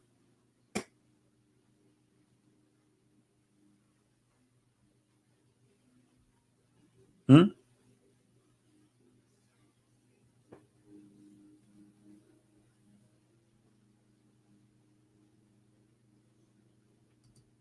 Actually, even the Quran, in different verse, he says this. I just remember.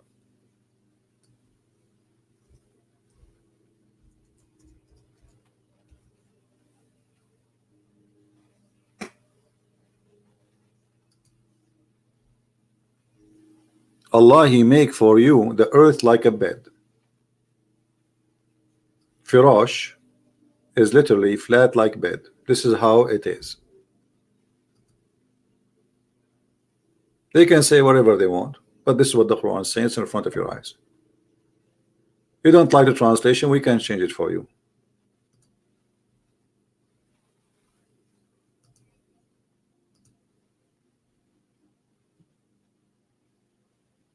Allah he made it, he spread it out. If the earth is not flat, then how he spread the earth out and he make it like a bed for you? You see, I can take those things in a metaphorical way, but obviously the Quran is not speaking about something metaphorical. He's talking about how he created things, what he did to Noah, as you see here, how he built the sky, and he is surely he can do more. And here the Muslim, they lie about this one, by the way. Says in chapter 51 verse number 47, it says وَإِنَّا لَمُوَسِّعُونَ. They say muwassi'un mean Allah will extend the space, but doesn't say that, my friend. Muwassi'un is mean, go and read the interpretation, you will see it mean we can do more, we are capable of doing more. So this is not metaphorical. If it's metaphorical, I can say okay, it's metaphorical. You know what, we cannot say this is really how he created the earth. He is just metaphorically saying okay, you live there, I made you live there.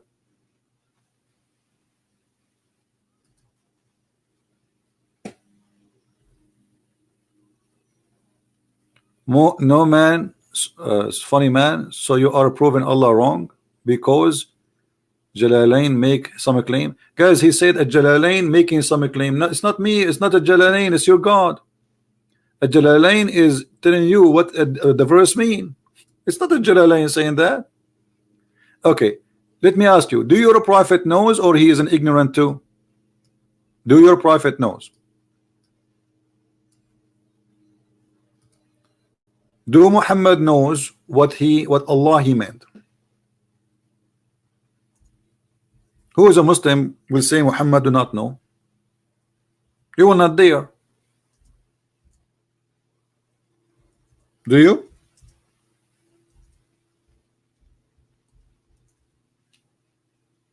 Who is a Muslim is willing to do so?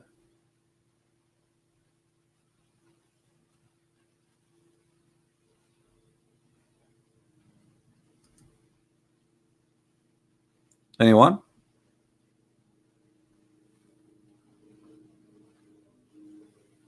Let us go to Muhammad and see how Muhammad explained to us how things happen in this poor earth.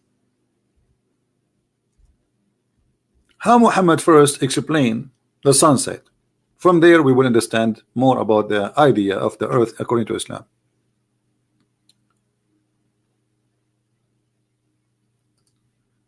This is Sahih al-Bukhari and this is your prophet talking, so please show respect.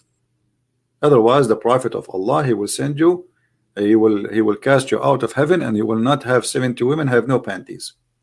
The prophet of Allah asked me, at the sunset, do you know where the sun goes?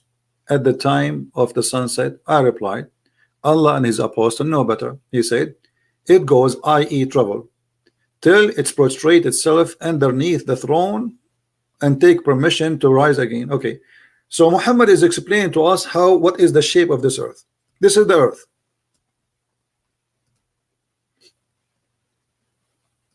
This is the earth according to your prophet understanding. Hold on.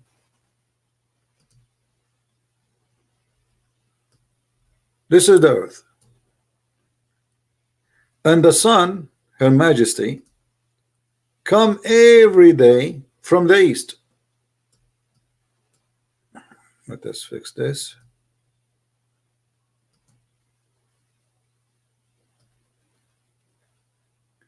So the sun comes from here in the east every day, and the sun goes to the west every day according to Muhammad understanding. And the sun keep going, and then it's going to go, as the Quran says, the sun set in the murky water. So if you say to me Jalalain says that, that would be silly of you, because the one here is talking is your God Allah, okay, Muhammad. So Muhammad in his own statement saying that the sun every day goes from the east to the west, and this is what caused the sunset. This will happen only if you believe that the sun is moving and the earth is flat. Correct, guys? So are you going to say to me now, Muhammad, he have a wrong understanding of how the earth is created? So Muhammad is standing here and he is observing the sun. The sun is here now. The sun is here now. The sun is here now. The sun is here now. The sun is here now. And then the sun is going down, and the sun is setting, and the sun disappear. The sun set in a spring of murky water, as the Quran said. So when your prophet he says that the sun goes, i.e. trouble, he got himself and he got you busted by the belief you are trying to defend. Because how this can be from God? The sun does not go anywhere. I mean, this is even a kid in elementary school, he will know that. And this is a Sahih hadith. So Mr. Justice, are you going to say that Allah, he did not teach Muhammad the correct meaning of Islam and what he meant? Are you willing to say that Muhammad is an ignorant? He do not know what he's talking about? Who is a Muslim want to say that?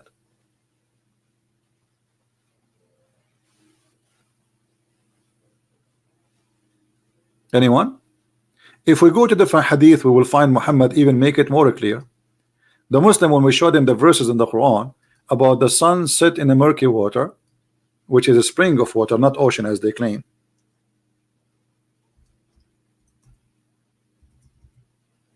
Because there's a huge difference.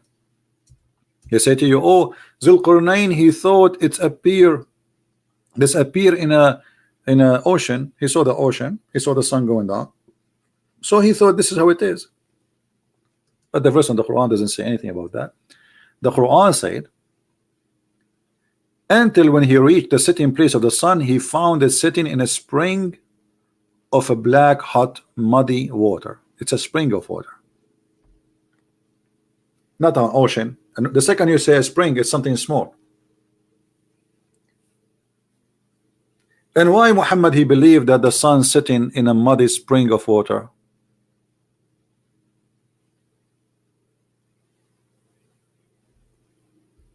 What this guy said?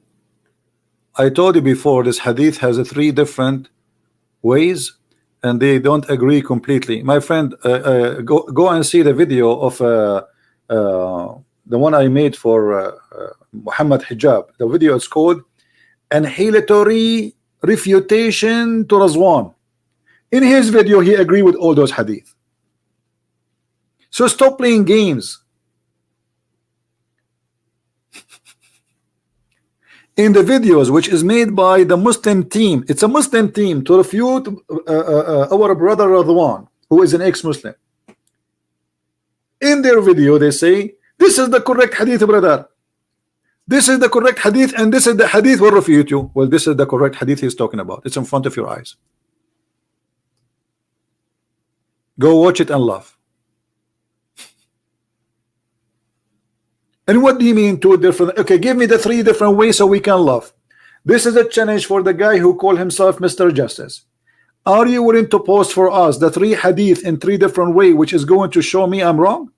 I challenge you, because all the three ways you are talking about are one way. Here we go. This is all the hadith speak about this topic. It says, أين تذهب الشمس? This is all of them. You see it? This is all of them. Which one of them you approve? Which one of them you approve? Tell me. Give me the one. Choose one. All of them, they are saying the same. They throw answers, and the answers are silly, fit perfectly with their silly God, who do not know what he's talking about. Here we go. This is all the hadith is speaking about the topic. I'm showing it all. Which one you choose? Which one is the correct for you? Choose one.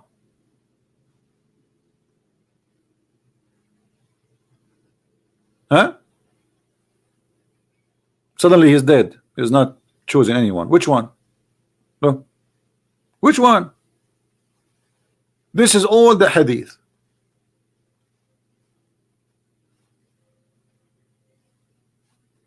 Yeah, I know he's Mr. Bus. Abbas, the smart Abbas. And this guy's a kid. Which one is the correct one? Give me the number, Mr. Abbas. Give me the number of the one you approve about this. You said there's a three-way of this hadith. Okay, give me the number of the one you approve, and we will put it in the screen so people will laugh.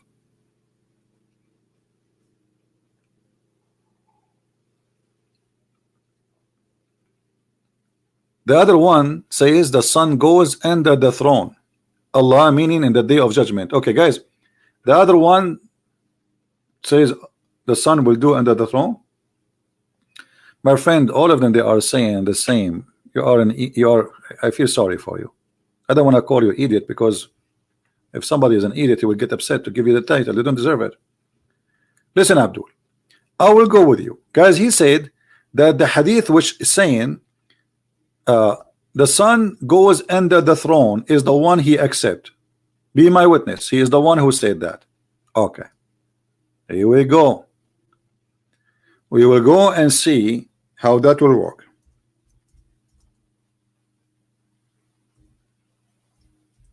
Be careful. You cannot say you did not accept this hadith.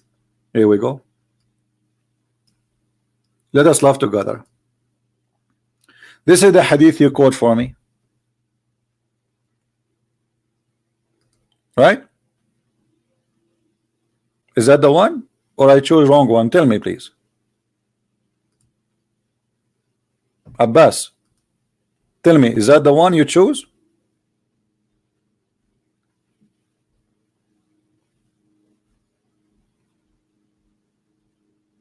Or different one?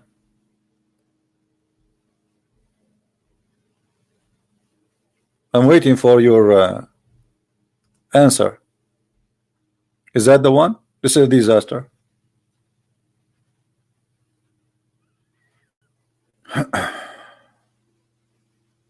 Is that the one? Or this one? Or this one? Or this one? Maybe you meant this one. I think you meant this one. Do you know where the son goes? They replied, Allah and his apostle know best. Who is the one who's talking? Muhammad. Verily, it is the son glides till it reach the resting place under the throne. This is the one you are. This is the one you like, no? This is the one you like. But look what happened now. Muhammad explaining the sunset. Then it fails and prostrate and remains there until it's asked to raise up and go to the place where ends come from. It goes back and continue emerging out from the rising place, which means the east. Then the glides till it's reached its place and rest under the throne and fail prostrate and remain in that state. And it's asked to raise and return from the place whence you came from. So Muhammad explaining now how the sun movement is when the sun goes from the east to the sun goes from the west. You're a prophet, and this is the hadith you choose for us, claiming that the sun is the one is moving, and every day go under the throne of Allah and ask permission to come back, and Allah says to the sun, okay, go back and raise from that place where you came from, or the place where you are originally coming from, the east. And then in the judgment day, Allah will not allow the sun to come and raise from the east. He will say to the sun, raise from the west, as you see. So this is your choice, but your choice is horrible. You just got your prophet busted. How he is a prophet of God, claiming that this has been taught to him by God, yet he says such a silly thing.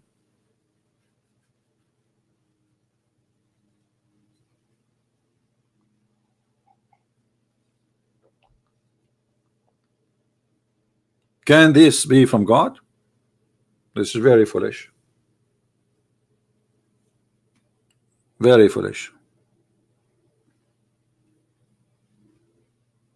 And this is a Sahih hadith. And look, here Muhammad even make it clear. Then this would be said to raise up and emerge from its from the place of your sitting, from the place where you're sitting. So the sun then will raise from the where the sun set, from the murky water, from the west, and it will raise from the place of the it is sitting. Guys, do you see it? Do you see it? Then will raise from the place of it is sitting. The Messenger of Allah said, do you know when it would happen? He said it would happen at the time when faith will not be benefit anyone. So the sun will have a course, every day go and prostrate under the throne of Allah from the east to the west, and go to the sun under the throne, which the throne is above the water. Some Muslims, they say, well, you see here it says the sun goes under the throne, and actually this is what the video of Mimi Hijab he did to Radwan. It's called Inhalatory Refutation, the sun set in murky water. Go watch it, I made it myself. It's hilarious. He said, the guy in the video from the team of Mimi Hijab, he says, but Razwan, he forgot that the throne of Allah is not under the water. So if the sun is going to prostrate itself, why is it going to go under the water? Abdul, the throne of Allah is above the water, not under the throne of Allah, not under the water. So the sun goes under the throne of Allah because the throne of Allah is above the water. We can say that the throne of Allah is like a boat.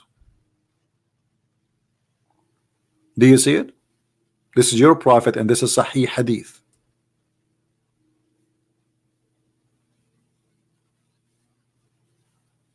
Somebody saying how much money you get from your followers, because what, you know, I first of all, a Muslim, when he says to me how much money you get from your followers, I wonder what is hurting you. Is that because I get money, or because I'm getting your prophet busted? If both, I'm happy for that. You see how they try to say, okay, he is getting money from what? Getting money? I just gave my book for free for more than 300 million Muslims. Imagine how much money I can make from that book alone, for free, willingly. I post it online. I say, all people from Indonesia, go and read my book for free. The one who make money from religion is your prophet. Isn't it your prophet? He says, who wanna give Allah a goodly loan so Allah will forgive his sin? I don't say to people, if you give me money, I will forgive your sin. I am not a scam. That's your prophet, my friend. Is that your prophet or me saying that? If you loan to Allah a beautiful loan, he will double your credit, and he will grant you forgiveness. That is a scam. Do you see it? And do you see me since I start broadcasting? I ask anyone to make donation. Guys, did I ask you since I start speaking now? Did I say anything about making donation? When the last time you heard me saying make donation? Anyone remember?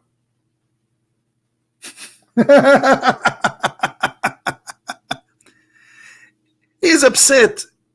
He is upset with the stupidity of his prophet. So now you have to take it back to Christian Prince. Christian Prince, how much money you make it from the followers?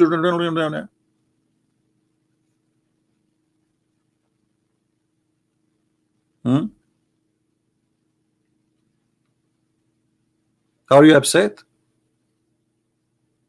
This is God. What kind of a prophet? He says his God, he need people to give money. Can't Allah make the gold and the silver come from the ground for Muhammad? What, this is big in business.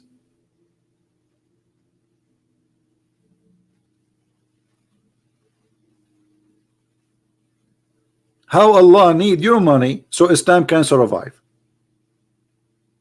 and how you can believe that if you give money to Allah, Allah will forgive your sin. That's mean the poor will die and the rich will go to heaven. And how in the world, if somebody make a donation, he go to heaven, and the one who don't make a donation, he go to hell? And what is the justice here, that if somebody have money, Allah will double his credit just because he gave it to Muhammad?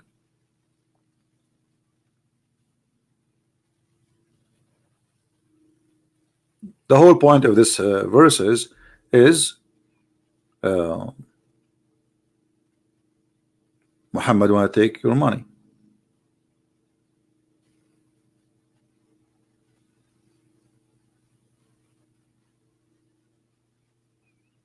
And actually Muhammad, he make you hate your children, so you will not spend your money in your children, but you spend them on them, on him. Look, here we go. This is the verse here.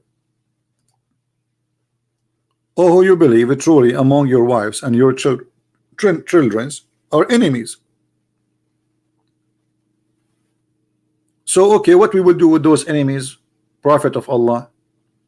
What is the solution? Your money is a trial for you. Okay, what we will do with the money? Give it to me. Do you see it? Spend it on me. Listen and obey and spend in a charity. What charity? Who is the one who will take the money? Muhammad. If you loan Allah a beautiful loan, so Muhammad, he made you hate your family, your wife, your children's. Just give the money to Muhammad and you will be fine.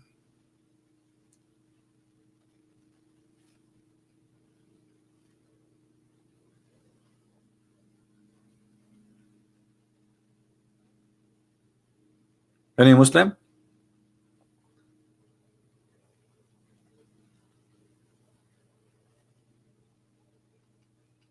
And you know, Muhammad, he made it clear that we you know, like in the Quran chapter 9 verse 29, that I'm going to attack the Christians to reach you.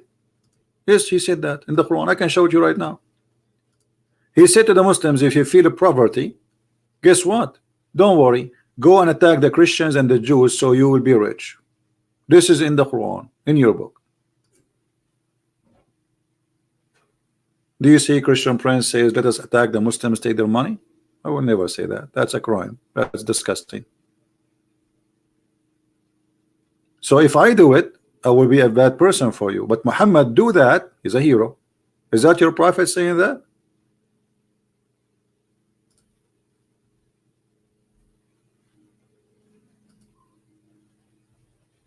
Is it your prophet saying, if you fear poverty, don't worry, Allah will reach you?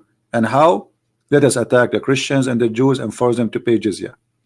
Not force them to convert, no, force them to pay jizya, because all what he wants is their money. And if you fear poverty, soon Allah will reach you. Okay, how soon? Right away.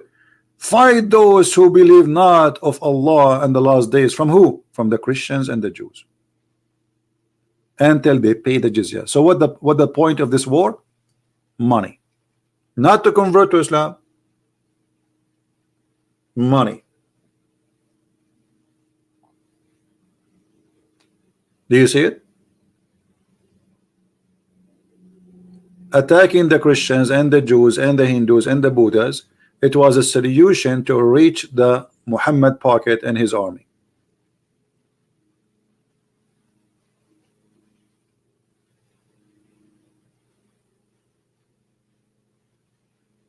Okay, Mr. Justice, the Prophet is encouraging people to spend their money to help the poor.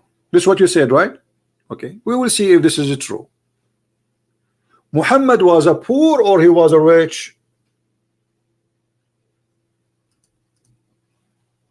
Abbas.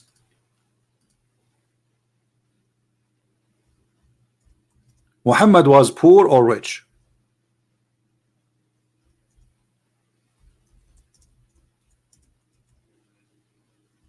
What was the income of your prophet? And why he's asking people to make and give a charity, as you said? And you said this is a charity for the poor, right?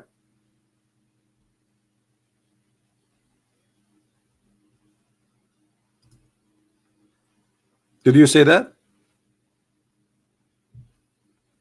Well, the story says the opposite. This is your Islamic reference, and we will laugh in a second.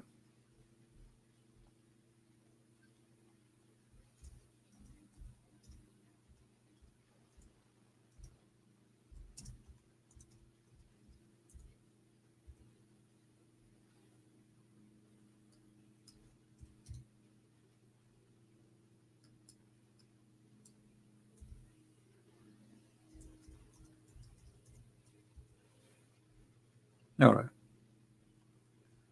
Here we have a story where a prophet, he saw a bunch of women. And he said to them, "O women, give donation." To whom? To who? Because I saw most of you are the dwellers of the hellfire. And all those hadith are saying the same story. You see it? All of them saying the same story. Okay.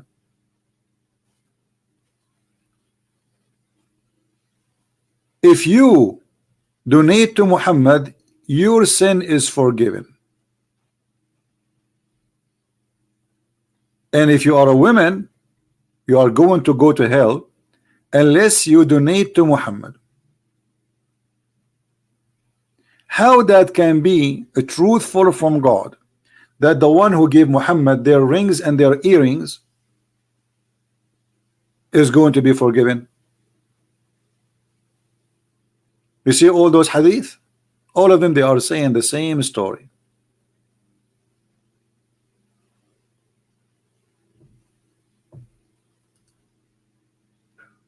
Any Muslim?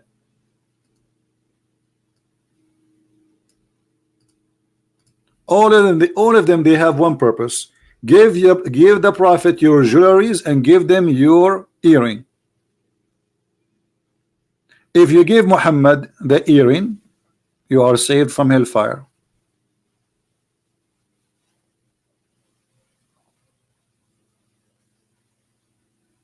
How that can be from God? Who is a Muslim have an answer for this?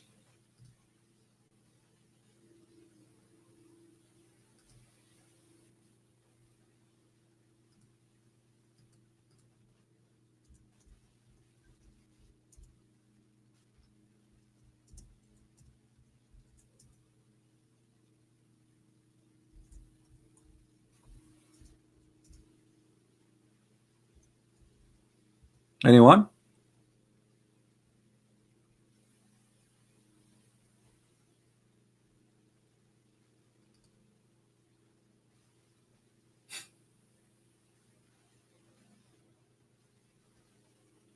How if a woman, she gave her earring, obviously she don't have money, this is her earring. Those women, they save their money by buying jewels for the future. How this woman, and why she need to give her earring to the prophet, and what the prophet would do with it? He will feed the poor. If Muhammad, he care for the poor, why Muhammad is not releasing his slaves? Why Muhammad is marrying more women and opening 13 houses which need extra money to, 13 houses, imagine 13 houses, 13 women and 13 beds, 13 women.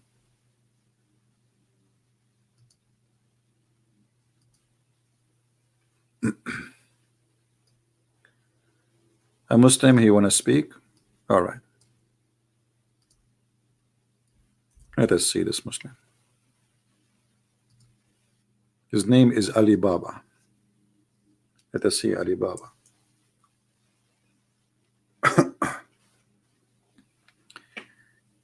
Answer me, Mr. Ali Baba. And by the way, here you will see that Muhammad,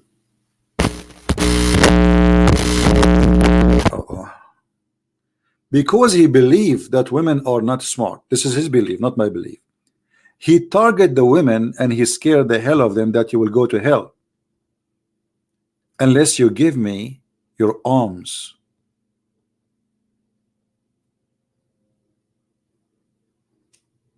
So they will go to hell, but if they give money to Muhammad, they will not. Let us see this Muslim.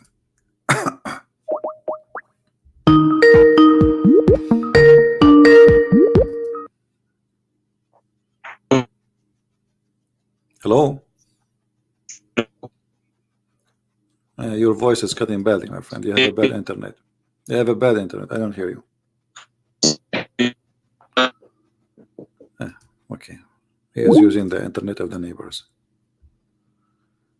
Sorry, my friend. I have to block you. I'm not going to waste my time calling you if your internet is not working.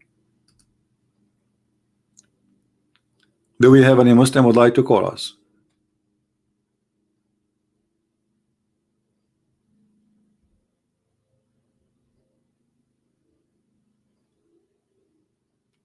You see, in the video, the Muslim they made to the team of hijab, they made a videos about this jizya thing, and they said, brother, every Christian he have to pay 1 sheep once a year. This is the jizya, which is absolutely a lie, because you know the jizya is dependent on the ruler. He is the one who decides what it is. There's no limit. So imagine USA occupied Iraq, and USA forced the jizya according to this guy.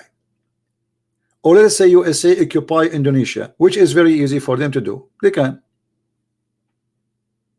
That's mean USA will receive 300 million sheep a year. And the guy saying, this is not much. This is just a sheep. You pay a sheep. Those people are not even able to have a chicken. People are dying from hunger. What do you mean they have to pay a sheep? And why he have to pay a sheep? He says because they will not join the Islamic army. Who need your army? Take your army. You are occupation. You took their land. So look at this. They take your land, and then they steal your goods, and then you steal your jewels, and then you steal your treasure, and then they take your churches and your big buildings, and they make it their own. And they kidnap your women, and they rape your women, and the top of that you have to pay them money because they are protecting you from them. The jizya is a Muslim protecting the Christian from being killed by him, by the Muslim. This is what jizya is. I protect you from me. This is what the mafia do. Muhammad is a gangster. They come to your store, they say, hey, you are in our territory. If you want to live, you have to pay us every month, and we protect you. Nobody can get there. Nobody will dare to come to your store. Every month you have to pay us, etc. money. Muhammad and his gang.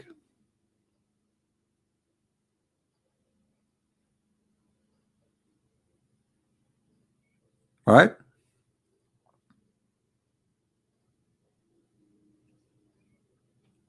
Now don't change the topic. How Muhammad he say such a thing that the sun go and swim under the throne of Allah in the dirty water? How this can be a prophet of God? Anyone?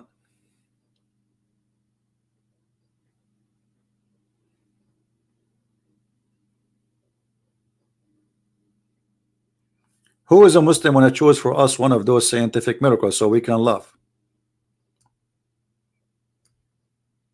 Those are in the Quran. Look at those things, brother. All of those things in the Quran. What is that? Dinosaur?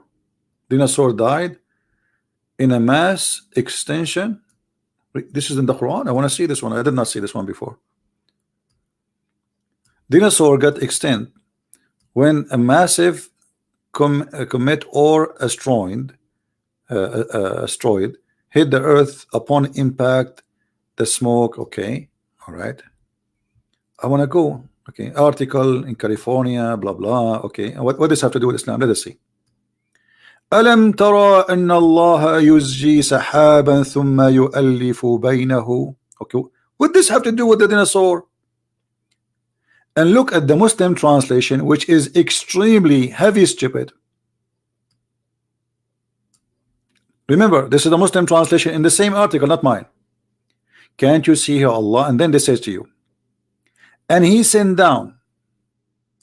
Remember, this is the Muslim translation in the article, not my translation. So don't say this is your wrong translation. This is their translation. He sent down from heaven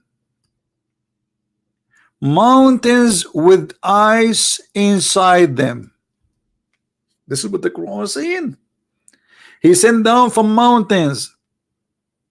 He sent down from heaven mountains with ice. Look how they changed the verse. The verse is saying the opposite.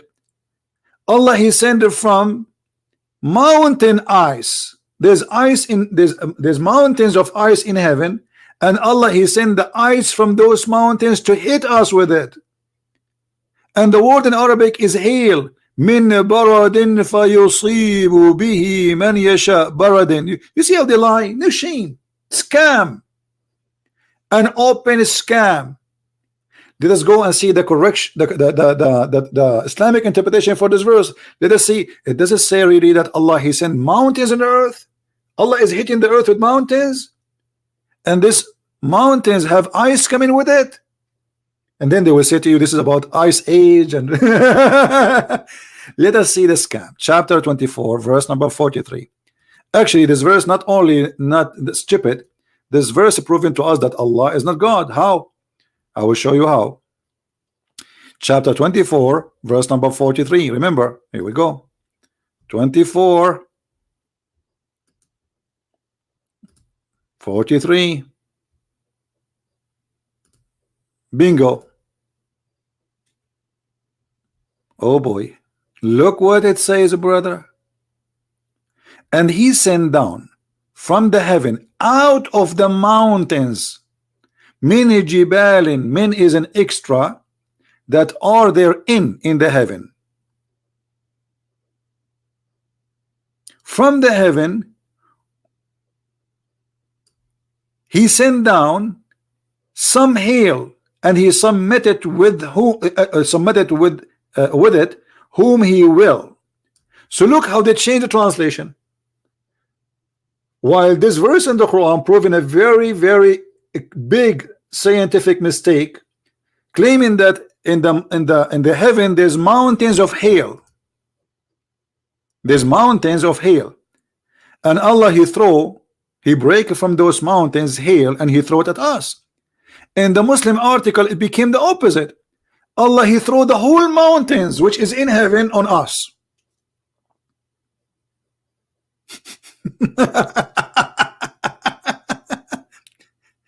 But the verse saying, Allah explained how the rain is formed and how the hail is formed. Hail is coming from mountains in heaven. You know what? Maybe this guy Ibn Abbas is a stupid. This is Jalalain, sorry. Let us change. Let us see Ibn Abbas. Let us see Ibn Kathir. We will see them, all of them, just to get them busted with their lies. Here we go. This is Ibn Abbas, the cousin of the Prophet, saying, he says, he sent down hail from mountains in heaven. In their translation, he sent down hail with ice. Do you see how they fabricate? I mean, do you see? They have no shame. So what was a scientific error suddenly became absolutely true, brother. So they switched the word. While the Quran is saying Allah, he sent hail, not mountain, they make it Allah sent mountains with hail.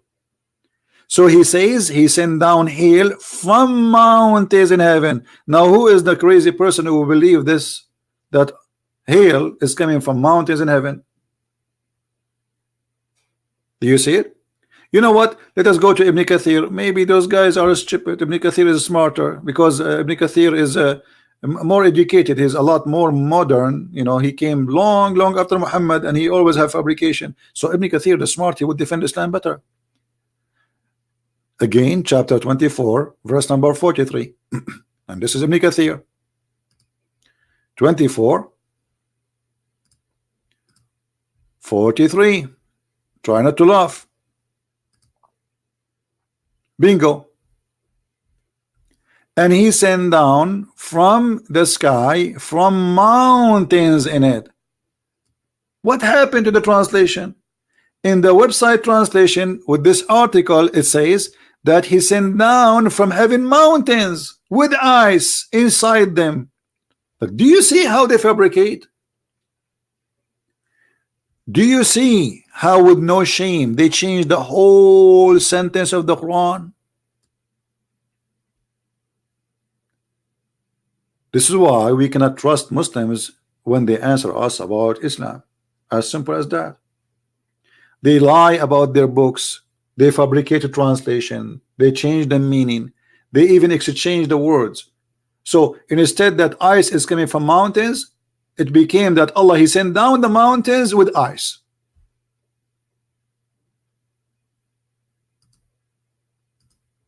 And as you see, I'm showing you all Islamic translation. Actually, you know what? Let us do this. I will just go and just change translation which is made by Muslims.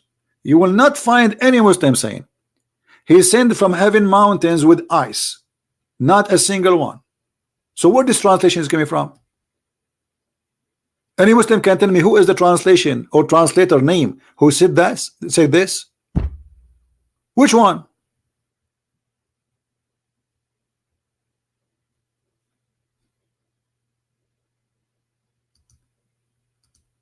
Let me open what is the name of the website? The one have they put the whole Quran for you in one page. Let us see. Hold on. To save us from flipping.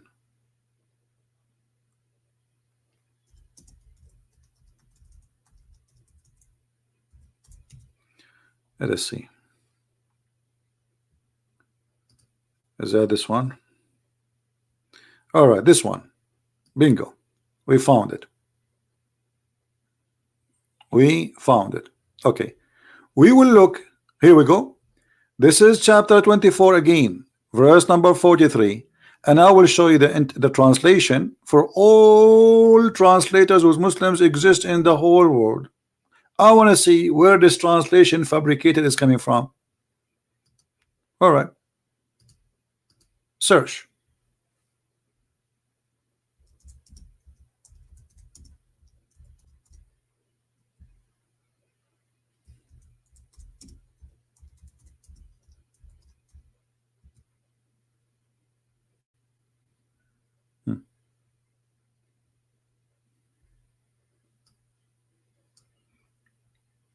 This is their website.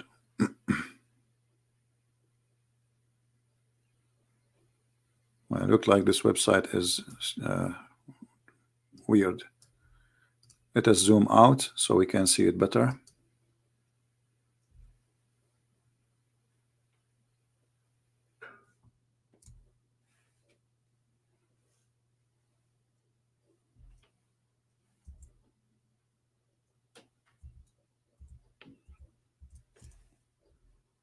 All right. So we will go.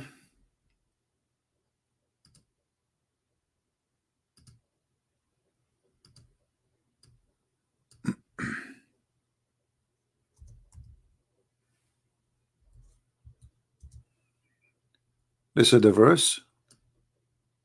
And I will copy the verse as it is so nobody will say we are making things up. We posted there in their website. Here we go.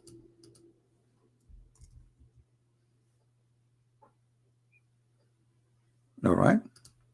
So this is the verse in front of us. I will click in it. Oh, the text became so small. Hold on.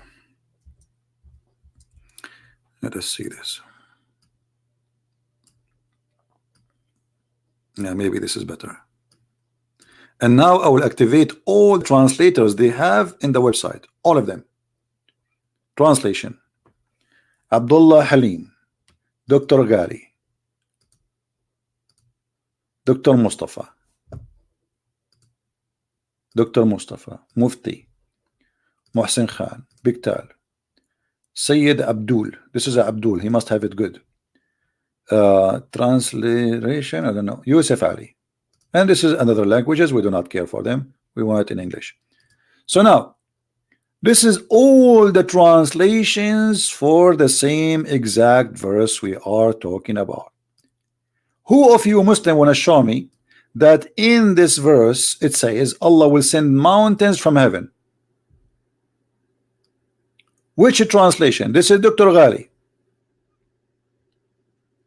He said he keeps sending down from the heaven mountain wherein is hail.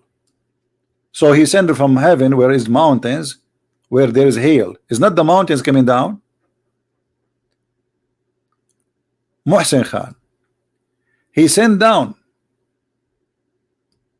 from the sky hail. And look, this guy, he says like mountains. The other guy, Sahih International, and he sent down from the sky mountain of a cloud within which is hail. Look at this.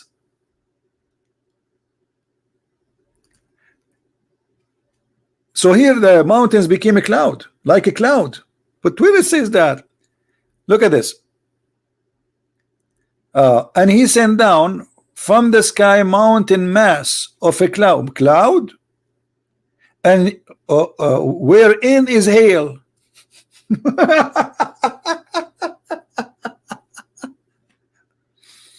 Okay, Abdul Halim. Okay, and he sent hail from such mountains. Look, between two brackets, which means it's not there. This guy is more honest. He sent hail from mountains in the sky. What? So he's sending hail, not mountains. It's hail.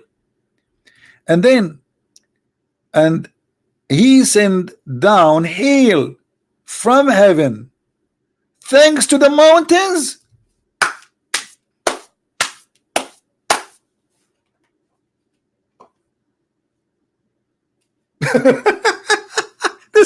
This is hilarious. The Quran says Allah he sent down from the heaven hail and thanks to the mountains. A mountain, thank you. Oh, you're welcome. Mountain, thank you. I told you welcome. No. Mountain, thank you. I told you welcome. Okay, what is the hail? I'm saying mountain, thank you. So you should send me hail. Hello. So Allah he sent down hail from heaven thanks to the mountains. Oh boy, how those Muslims are Muslims? Then it says here, this is Biktal. He sent down from heaven mountains wherein is hail. Look at the translation, how they are so much different. He sent down from the sky mountain of a cloud, between two brackets, having hail. Like what? Transliteration. Okay, I don't know. This is like just to read it as it is, like sound like, to make it look like Arabic. This is what some Muslim read for you. ألم ترى أن الله يزجي سحاب. So he sound like, when you hear him, when he called me in the phone, he sound like he's reading Quran, but he's reading this. He's reading letters equal to the Arabic letters to make this sound. So you say, oh, so you speak Arabic? He say, no, I don't speak Arabic. So how you are reading Arabic? He's not. He's reading this. Do you see it? Don't you see that Allah, okay, and he sent down from the sky mountains of a cloud? He sent from the sky. So are you saying that the sky is where the cloud is coming from? As I know, it's coming from the sea. So even if you make the translation fabricated to defend Allah and you say what you are saying, this will be absolutely wrong. The truth is, all those translations are fabrication. They are trying to hide the stupidity of the Quran. And here we go. This is their official government website, and this is their scholar, and this is the cousin of Muhammad. He said it clearly. He sent down hail from mountains in heaven. Who agree with Ibn Abbas? Al-Jalalain. Who agree with Al-Jalalain? Al-Qurtubi. Who agree with Al-Qurtubi? Al-Tabari. Who agree with Al-Tabari? You name it. Ibn Kathir. He sent down from the sky, from mountains in it, ice. Do you see it? And he explained here more. He says,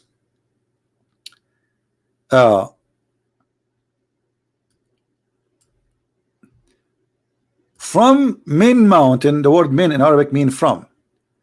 In it, where there is ice, means there are mountains of hail in the sky, from which Allah He sent down ice.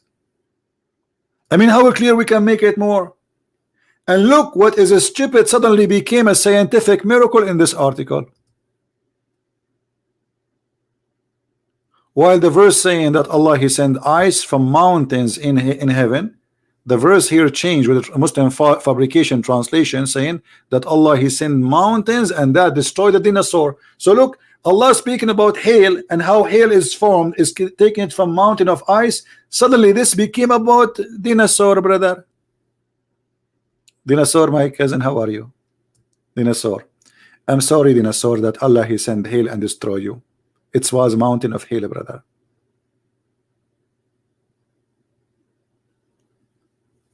From a stupid verse about how the hail is formed, which is absolutely false, suddenly became science and dinosaur. Look at dinosaur. Even the dinosaur is laughing. Look, if you don't believe me, look at his mouth. Even the dinosaur himself, he's saying ha ha ha ha ha ha. Look at this. Like, what is that? And look at this graphic here. This is what Allah He sent, the brother. He sent mountain of ice, brother. Are you sure, brother? Where in the verse it says that? Who is a Muslim agree with this article?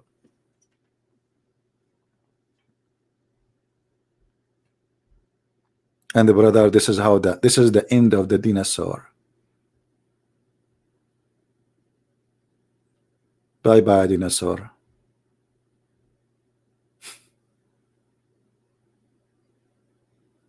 Dinosaur, nice to meet you. Who is a dinosaur is willing to call us and smash us in his way with his knowledge? Who want to show me that those guys are telling the truth? They are not a fraud. Who is Mr. Dinosaur who want to call us?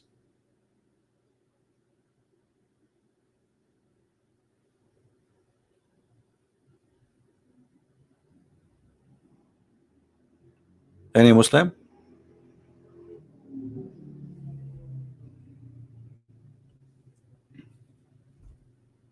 So as you see, all those what they claim them to be scientific miracle, they are scientific scam. What is that? Look at the science. Lightning strike? What lightning strike? What is that? Hold on. What? Lightning strike can cause temporarily paralysis? Okay. And this is in the Quran, brother? Where? In chapter, brother, 51, verse number 44. It says, so the lightning struck them as they looked on. They could not raise up, nor could they find it.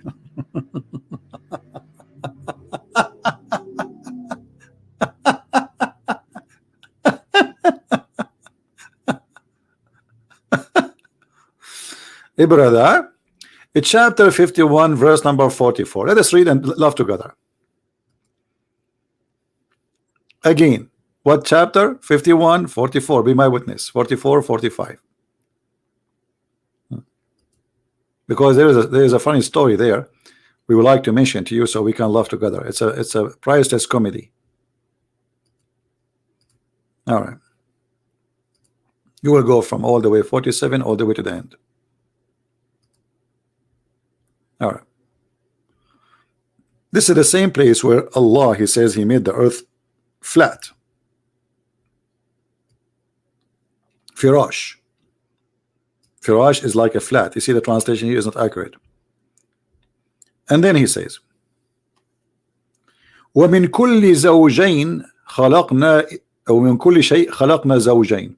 From everything we created in pairs, heaven and earth, night and day, sun and the moon, land and the sea, light and darkness, faith and disbelief, dead and life, misery and happiness, paradise and fire. Okay, this is Ibn Kathir interpretation. But who agree that everything is created in pair? Anyone agree? Who agree that everything created in pair? Because he says everything, and this goes for human animals. Actually, if you go to different interpretation, you will find that the interpretation will go in different way. And I think the interpretation in Arabic is different from what he is saying here. Ibn Kathir in Arabic is different from Ibn Kathir in English. Let us see. All right, Ibn Kathir. Let us see Ibn Kathir. Here we go.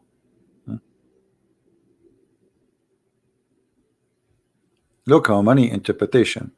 And from everything we created, one Ibn Kathir, Ibn Kathir. Okay.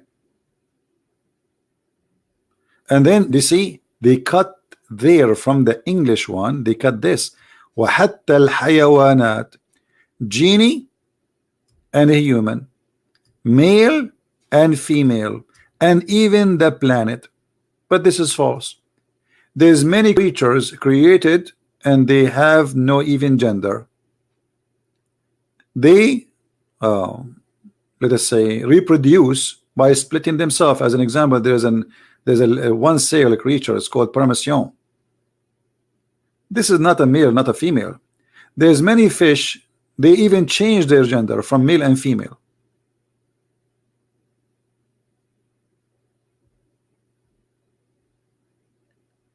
And what about the mule? When Allah he says, I created from everything male and female. And by the way, I don't see, even we open this Ibn Kathir to read the verse they are talking about in the Quran here, 51:44. Why he stopped here? I don't see it. Oh, maybe here. We have to go here. Okay. But before we go here, continue. When the Quran says Allah he created the mule, is the mule male and female? Is the angels are male and females? Remember, he said we created from everything too. And this is about male and female, zawjain.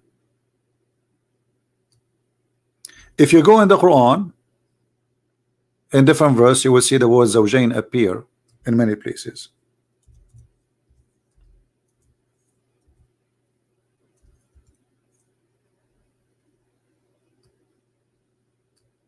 Chapter 2, verse 2 to 5. Here we go.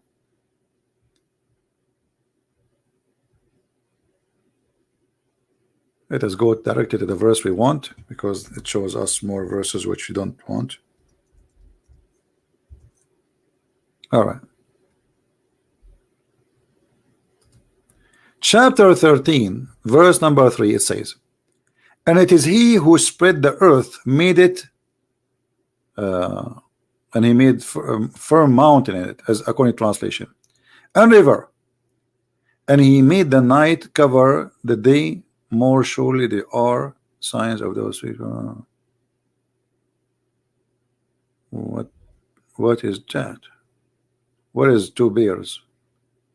He said he made it in two kinds. This is false translation. What this guy is talking about? What two kinds?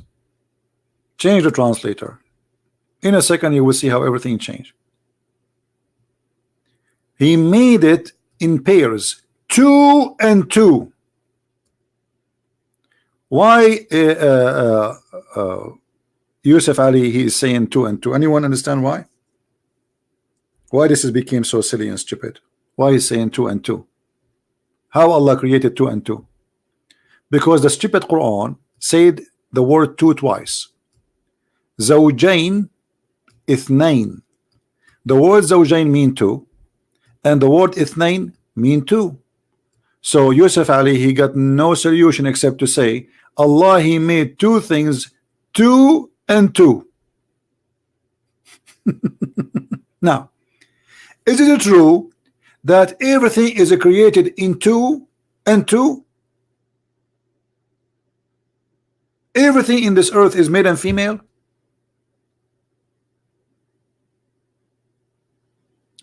But this will make it, by the way, four. Allah created four from every kind. Two and two. But the language here was stupid. This is why the guy is confused, because I think what Allah is supposedly saying, Muhammad, aka Muhammad, Allah, he created from everything two pairs. He should not add the word two again.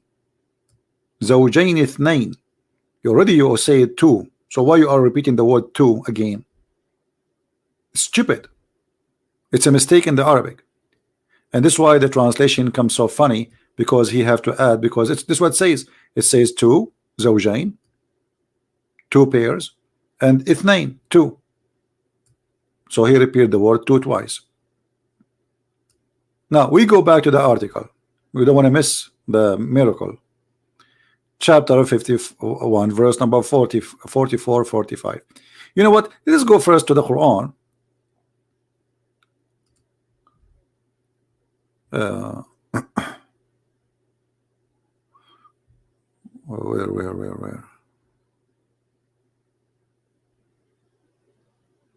Where is the verse? What happened? Like, what happened here? In Ibn Kathir, I cannot find the thing. It's gone. I click at 47.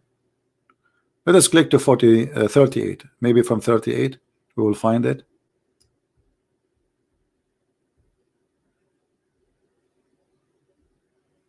Okay. Here. All right.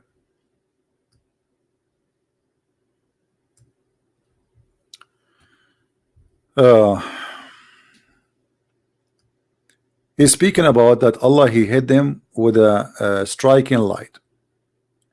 All right. So here it says,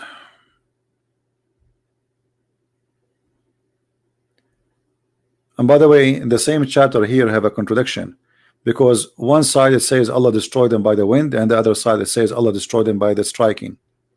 But let's read. Where is the exact verse so we can read it? Here we go.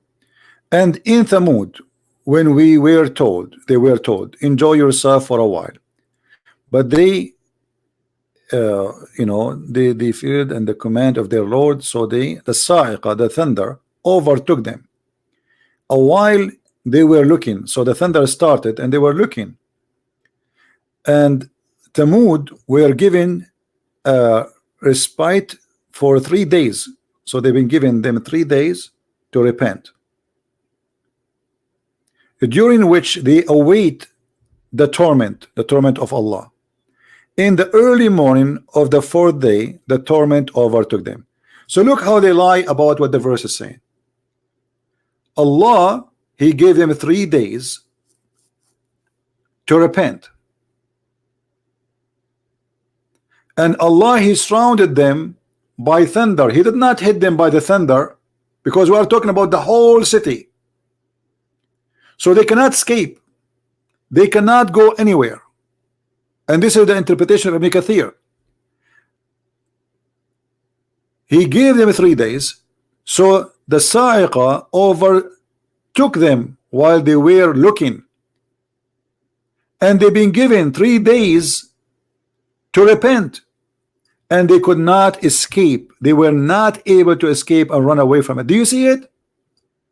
It's not about God, he hit them with the thunder and they cannot move because the electricity shake them. No, this is the whole city.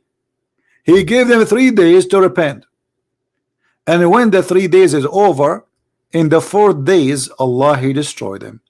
So look what it is in here, and look what it is in there. In here they say that Allah, he struck them with the lightning, and because of that they could not move and they could not even raise up.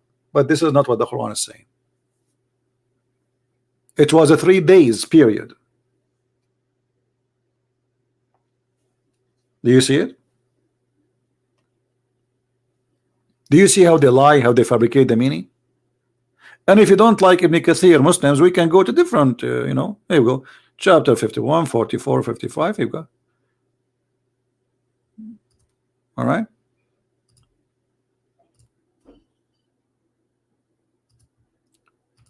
$51. Just to show you how they lie. They have no shame. Those people did not hit by the lighting. But the lighting was to guarantee that they will not escape. So Allah surrounded them with lighting. You cannot leave the city.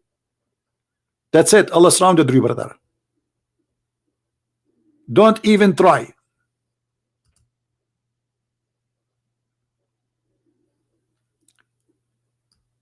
But they rebelled against their Lord, and they refused to compare with their Lord.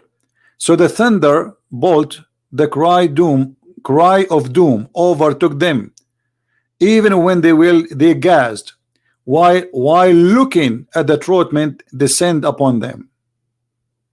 This is Ibn Abbas. Let us see Jalalain.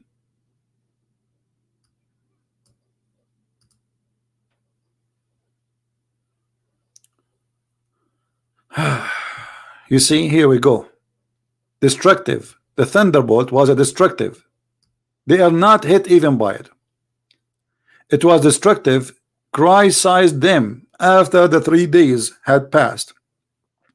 As they were looking around, in other words, it sized them in the daytime. Do you see it? They can't run away from the city. That's it. Whatever they try to go out, Allah He thunder, so they come back. So what it is, a fiction, a legend, it became a science, and thunderbolt, my friend, will make you lose ability, so you cannot move. Not to forget to mention, as long as we are talking about thunder, let us talk about science. Isn't it Quran chapter 13 verse number 13 saying that the thunder is an angel? What electricity you are talking about? According to Islam, thunder is an angel who he lead the cloud. Read it.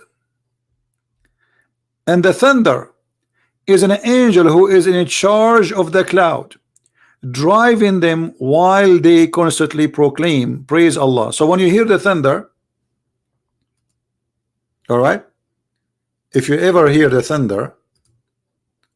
thunder simply is a praising Allah.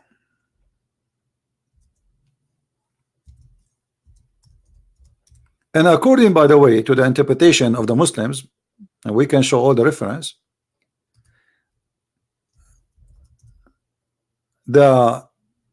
when you hear the thunder, there's a like you see a lighting. This lighting is the fire belt which the angel thunder, he beat the cloud with it. He beat the cloud with it. And by the way, this is proven to be accurate.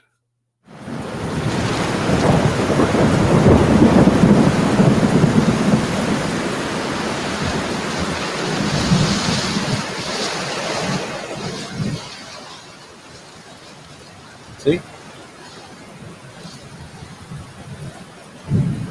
Let us see different interpretation. The first one here is Ibn Jalalain. Let us see Ibn Abbas.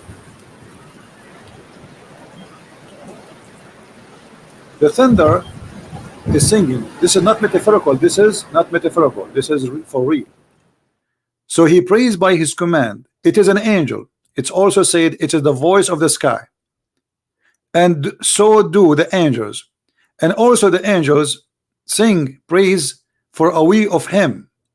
And the angels have a way toward Allah. And he launches the thunderbolt, i.e. fire. He submitted with whom he will. He destroy by means of fire whoever he will. All right. Now, if we go to Ibn Kathir, maybe Ibn Kathir is smarter. You know, no, just wait. Maybe Ibn Kathir, he have a better solution for this. Hold on. As long as we are talking about thunder, let's see thunder, Mr. Thunder. According to the Islamic mythology,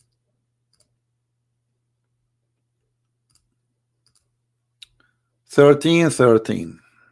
Okay. وَيُسَبِّحُ الرَّعْدُ بِحَمْدِهِ. and the thunder glorify and praise him. By the way, I have no problem with this. I mean, I can take it as a metaphorical thing, but no, they don't mean it this way. Imam Ahmad recorded that Ibrahim ibn Sa'd said, my father told me that I was sitting next to Hamid, blah, blah, blah, blah, blah, blah. Go to that topic. Okay.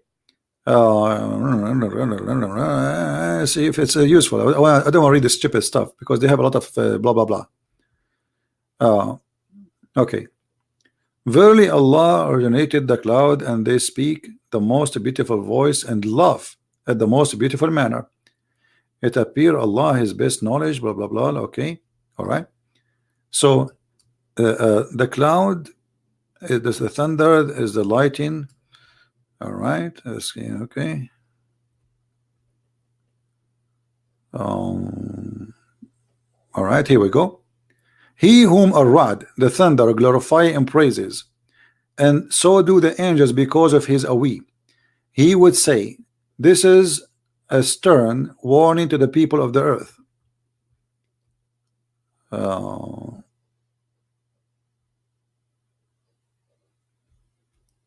He sent the thunderbolt, and therein he strike them who he will, indicate that he sent thunderbolt to punish them upon who he will. The thunderbolt increase. Okay, so if you don't embrace Islam, Allah will send you a thunderbolt on you. But look here, I wanna as long we are mentioning that this the thunder, which is an angel, as long Allah he punished the one by thunder, the one he hates. Okay, I want to show you something in the picture. Give me a second.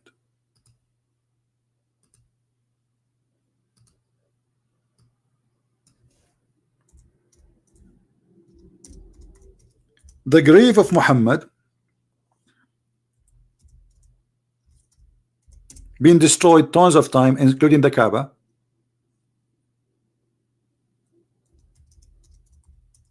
By thunder. So if Allah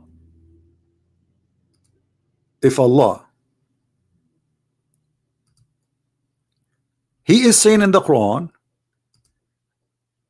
that he used thunder to hit the one he does dislike, the one who is kuffar. Why you Muslims you have the cable to protect now the thunder, to protect the grave of your prophet? This is the roof, and this is the thunder cable. Why you are using this cable to protect the grave of your prophet from being destroyed? If Allah will not hit anything except the one which is kuffar. Do you see it?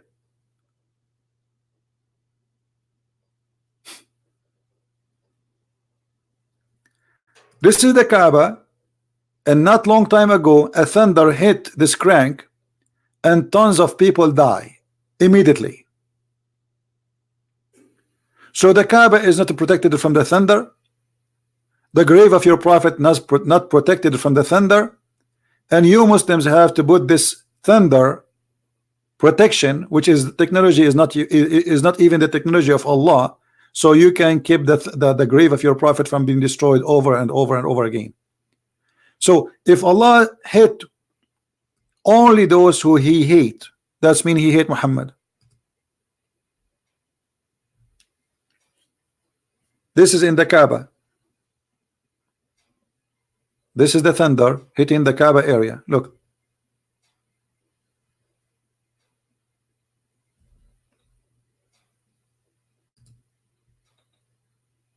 No screen? What do you mean no screen? Oh, sorry guys. I don't know why. Is that for long with no screen? It's my mistake. Hold on. All right. So this is the grave roof of Muhammad. Do you see it? Do you see it? Do you see the cable?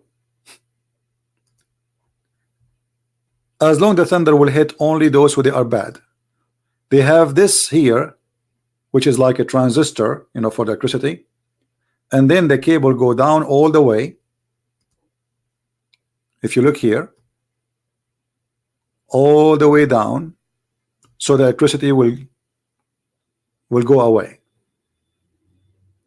Allah he hit only the bad ones.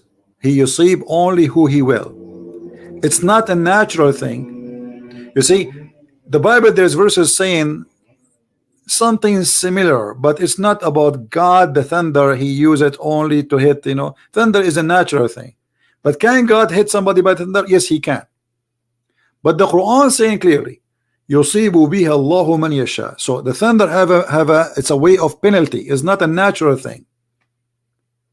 It's a tool of, it's a fire belt where Allah, he hit you for his disobey him.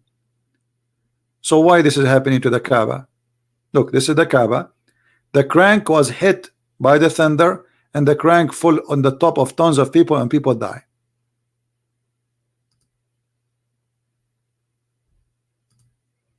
This is the Muslims walking in the cable of the thunder.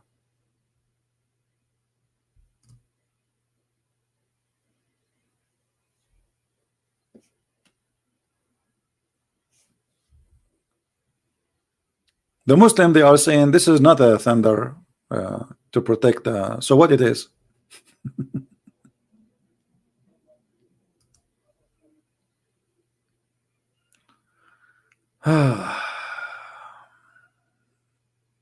Crazy stuff. And the Kaaba was destroyed many times. And lightning struck the Kaaba always. So Allah don't like the Kaaba. This is the Kaaba area. Look at this. One of the funny things I saw from Muslims, they say that, do you know that airplanes don't fly in the top of the Kaaba, and even birds, they don't fly? I was really laughing what those people are talking about.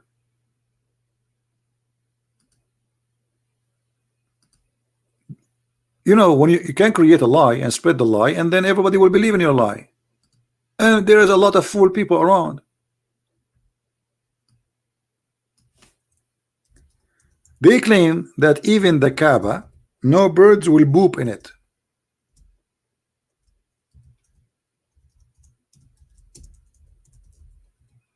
Let us see if this is true or not.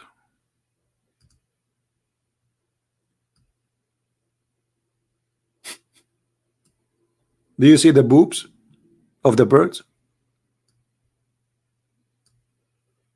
Alhamdulillah. The same as the video. You remember when David Woody made a video about the cat? The cat will not step in the Quran. Everything they have is a fraud.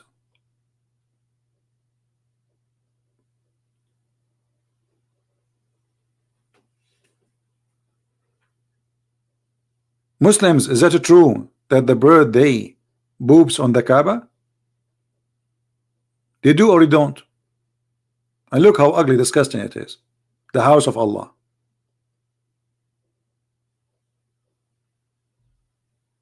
The whole roof of the Kaaba is covered by boobs. Actually, just a few weeks ago, 2 months, 3 months ago, we have, if you remember, when the insect, they attacked the Kaaba too.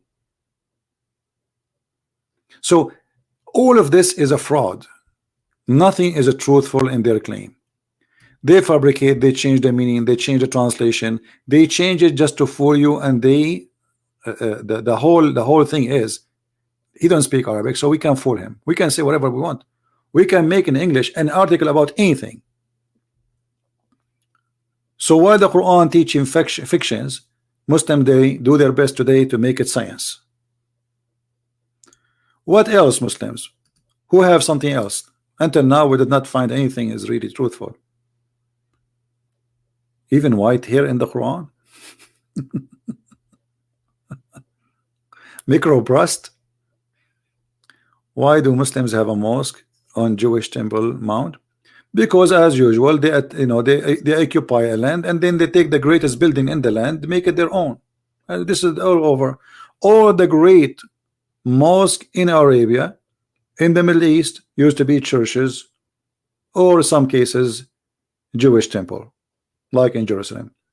We just saw a few days ago the Indian government, or let us say court, they judged the Hindu, they can take a holy land for the Hindus, which the Muslim, they claim that this is a mosque, but all of us, we knew who was there first.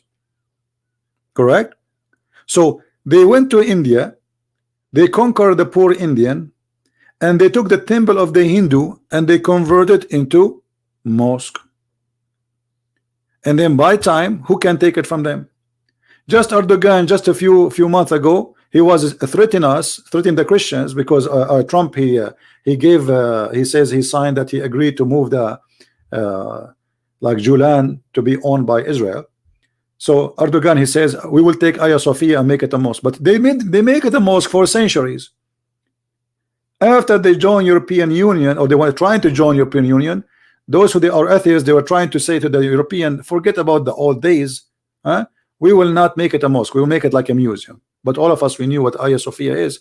This is one of the most beautiful churches built by the Christians, and this is the land of the Christians.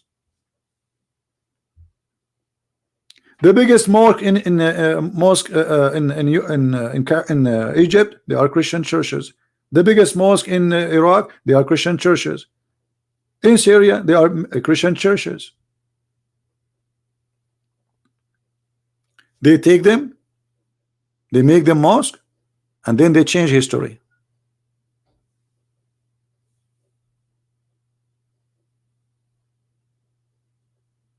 Do we have any Muslim want to say something? Look, all of this is in the Quran. Hydrogen in the Quran too. Dew in the Quran. Bears in the Quran. The Pharaoh in the Quran. The bees in the Quran. Even colonies in the Quran. Human sense in the Quran.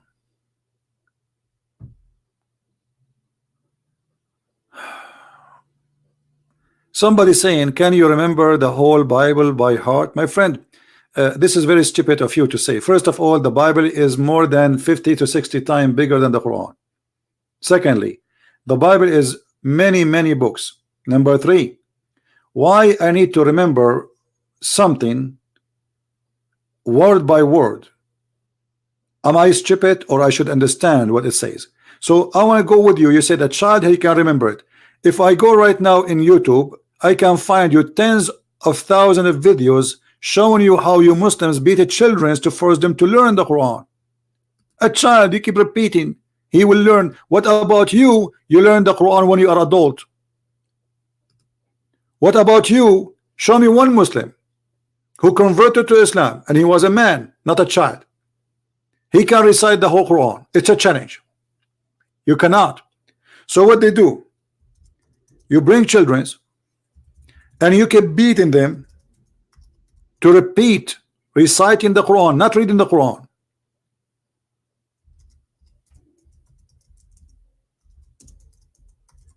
And I will show you in YouTube.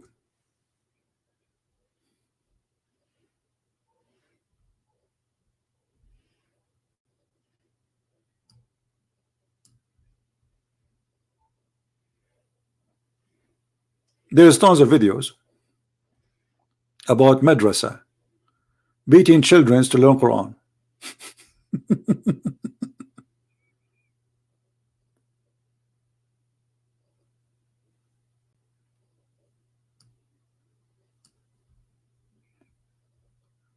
I'm trying to find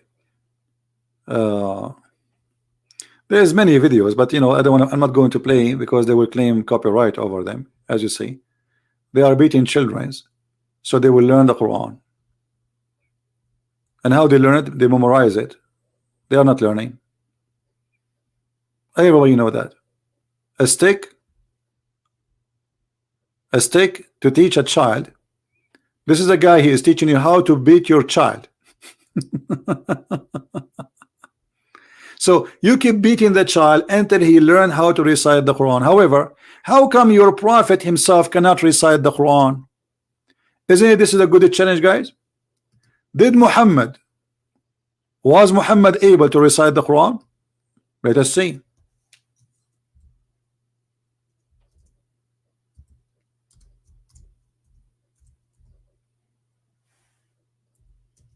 Muhammad here he forgot not only verses, he forget chapters. Look like a little kid is a Muslim kid, you beat him with a stick to learn the Quran is better than the founder and the one who brought the Quran for you. Can you tell me how this has happened that Allah prophet he forgot the Quran?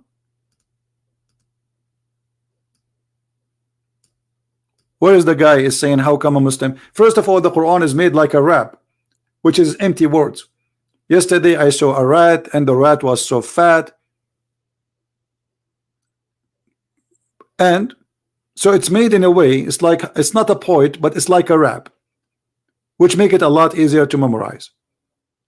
So you sing it, but still it's a stupid. And here we go, you're a prophet, the one who made the Quran, the one who brought the Quran for you, he forgetting chapters of the Quran. Do you see it? Am I lying or this is true? Ali Baba, you know, we gave him a chance to call me. He did not call. He did not answer.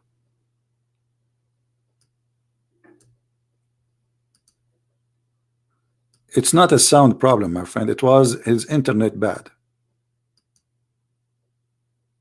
It was not his sound. It was his internet. So it doesn't matter how many fix he tried to do. Unless he changed his internet, then nothing will work. Anyway, we'll give him a chance. Let us call him.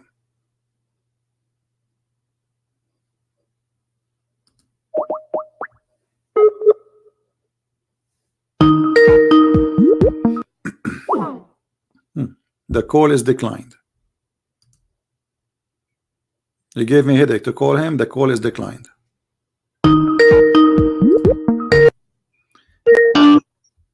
Yes, Mr. Yusuf. Yeah, I want to say that a lot of people actually say that this Islam is peace, you know, okay, and I'm one of those who say Islam is peace. Okay, are you a Muslim or not? Yes, I am. Okay, so what do you want to say? Proud. You are proud Muslim, okay. Yes. So anyways, I wanted to say that what you're saying is wrong. In about what? About the scientific errors and all that. Okay, give me one. I said it's in error. Which one? وجعل الأرض بساطا. وجعل الأرض بساطا. So what جعل الأرض بساطا mean? Go ahead. جعل لكم الأرض بساطا. That's how it goes, right? All right. And what bisat mean? As long as you speak Arabic, I'm happy that you do. Yeah, I am. Yeah. What the word bisat mean? بساط سجاد, carpet. Carpet. Okay. So is it a carpet flat or it's not a flat? It's flat, but okay. What I think going on this verse, what the verse means is actually جعل لكم الأرض بساطا. That means he made it for you that the ground is flat, even though it might not be flat on Google Earth or whatever. But we see it as being flat. Oh, so you get me? Okay, so Allah, He is saying He did not make it flat, but He make us think it's flat. No. He makes it seem for us like when we walk, the ground is flat. Yeah, but He is not saying He is not saying He make it seem to be. He said, you speak Arabic, my friend. So read with me carefully. Yeah, I do. Wallahu ja'ala lakum. What ja'ala mean?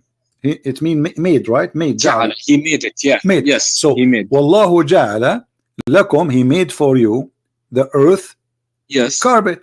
He did not say look like it is, as if it is. He said clearly, Wallahu ja'ala lakum al-ardu bisatan. He made the earth for you a carpet.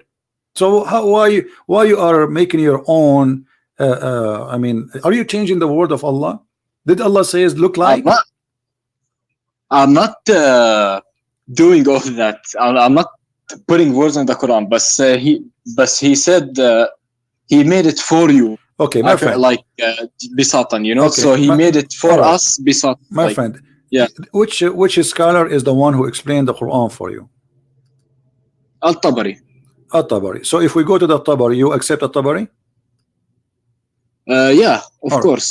But can you show me multiple, not just one? No problem. I will show you as many as I can. No problem. Give me a second, please. Here we go. Wallahu ja'ala lakum al-arda bisatan, and this is in Arabic in front of your eyes. And I'm glad you speak Arabic. That will make it a lot easier for us. All right. So this is Ibn Kathir. This is Ibn Kathir. But you like At-Tabari? We will go to At-Tabari. Here we go. This is At-Tabari. Yeah. All right. Actually, At-Tabari say nothing. Look.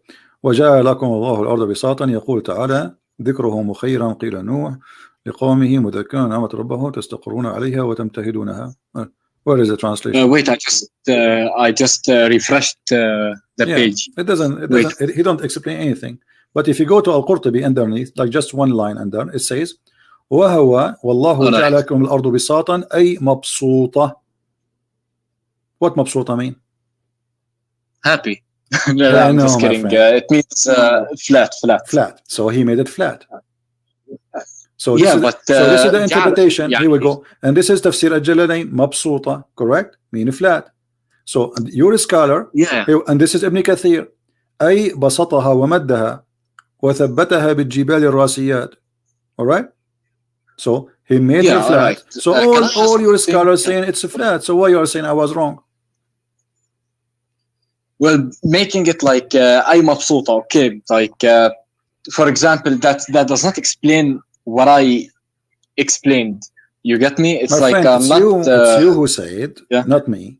I asked you what mabsuta mean. First you said happy. This is like a street word when you say mabsuta, but in Arabic but in Arabic when you say when we say this word mabsuta, we mean that the earth became flat, right? So Allah he made for you that. He did not make it appear. You are adding things. Not even one scholar says that the earth was made flat. I mean, look like flat, but it's made flat. If we go in the Quran, if we go in the Quran, you know, give me your patience a little bit, please. When the Quran says dahaha, what the word dahaha mean? That I'm not sure of. I know simple Arabic. I'm not. I heard. How come you speak Arabic very well? Yeah, I'm from Jordan. Okay. So the Muslim, there is tons of videos saying that Allah he made the earth in the shape of a globe, like a bowl, and they say that the word dahaha is mean a bowl or an egg, ostrich egg. Now, is the haha mean that or they are lying? What do you think? I mean, I'm not sure. I listen to scholars online. That's how I get my information. Because I'm going to look for the article. Scholars, give me a second. So in that case, like a guy from like who talked to you, either they're all lying or you're lying. A guy talked to you before. Okay. And I'm pretty sure not every single YouTube scholar or anything would lie, you know. No problem. I'm pretty sure they would just like. My friend. Yeah? Okay, my friend. I don't care who is lying or not, but I never saw a Muslim really when he tried to speak about science and the Quran is being honest. I never met one, and I hope that you are the one who will help me in that. All right. So if we go in the Quran, we will find, as an example, this is an article. And just search, or we can go on YouTube. There is tons of videos in YouTube speaking about the earth in the shape of an egg, and they are quoting for us specifically this verse. You know, look, I will show you the images. All those images, the Muslim, they say this is the Quran saying that, and this is the chapter 79 verse number 30. Do you see it in the screen? This is your Muslim website. Not yet. Hold on. This is your Muslim website. Hold on, let me refresh because it's not on the screen for me. Yeah, it's just a picture. No problem. Al-Aqsa Mosque. Does the Muslims in their claim they say that the Quran says that the earth is in the shape of an egg? Yeah. Okay. I mean that's what they say. That's what I. But is that true or it's a lie? I'm asking you. Is that true or it's a lie? I'm not sure. To be honest, it's more of a spherical or something. But maybe because like you know, people who go to space don't actually because actually the شو اسمه? Yeah. الكوكب, the earth. Okay. So now, my friend, let us go to business instead of wasting your time and my time. All right. You said you like Al-Tabari, correct? Yeah, Al-Tabari, Al-Qurtubi, Al-Jalalain. Okay, what do you like? Al-Jalalain? Let us see. Okay. So chapter 17. Okay, chapter 79.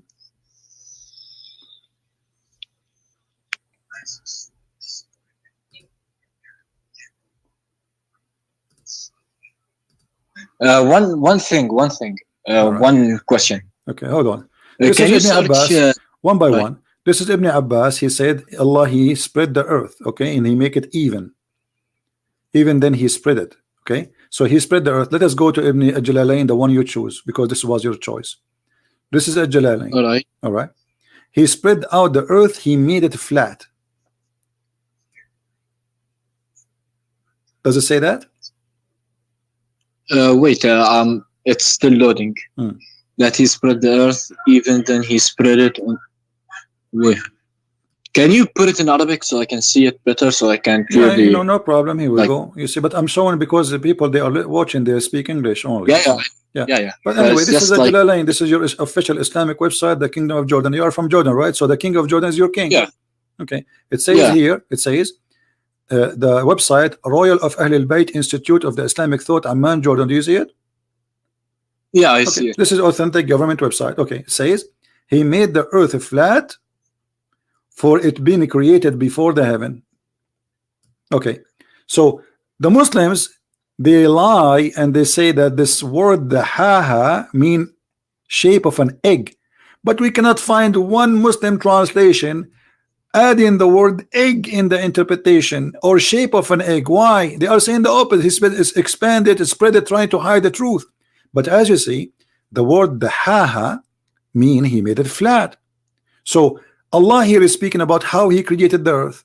He created the sky. He left the sky up. He made the day and the night, which mean the stars. And after that, he made the earth flat. You said to me, I'm wrong about when I said the earth is flat according to Islam. How you say about this? What do you say about this? I don't know what to say. Okay. What about we go and see Ibn Kathir? Do you like Ibn Kathir?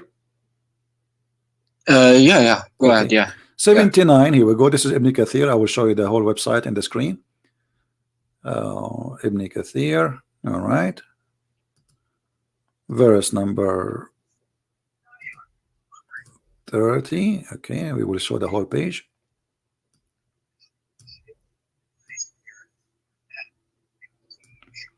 Now let us go where he says the ha. All right. وَالْأَرْضُ بَعْدَ ذَلِكَ دَحَاهَا. He explained in the statement by the statement in follow. It says, it mentioned that the earth was created before the heaven. It was created and it was only spread out after the creation of the heaven. This is mean he brought out what was with force action, and meaning that it was said that Ibn Abbas he said, etc. And then after that Allah he placed the mountains. So here he says that the earth is created after the heaven and he spread it out again. All right.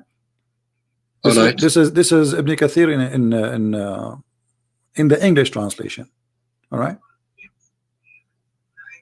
All right. Actually, in different place, let me see if I can find it for you. Where Ibn Kathir he said clearly the earth is a flat. Period. It's not like a maybe, you know. Let us see. Flat. By the way, I have a question. Go ahead. Which is the earliest tafsir that came out? Like, which one is it? The Muslims themselves disagree about which one the earliest. You know. I mean, it's not because of that. I just want to know, like, maybe the earliest. Some they say there is Mujahid. Some they say to you. I mean, every Muslim he have his own stories. Islam is messed up, so I cannot really give you because Muslims themselves didn't agree. So how I can agree about something Muslim themselves don't agree about any. So, but there is the elders, let us say like At-Tabari, Mujahid, etc. But there is no really for sure. Now let us see. I'm trying to look for you what Ibn Kathir made it clear.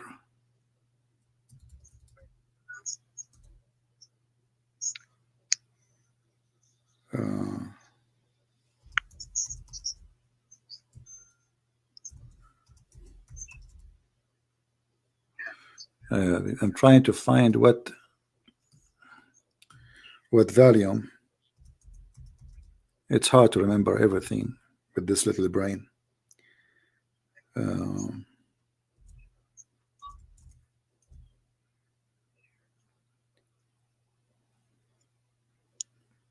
Yeah, maybe I will try later too, because I cannot find the volume in Arabic. So you can see that Ibn Kathir he made it clear.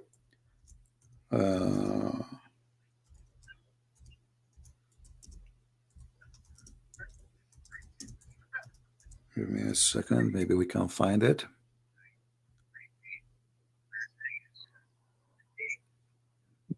Okay. Maybe we found something. Let us see.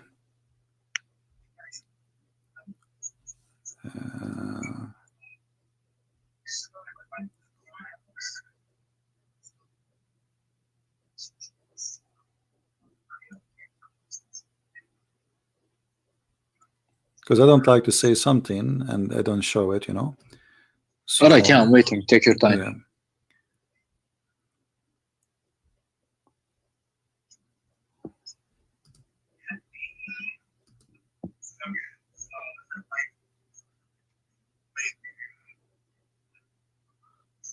Okay, let's see.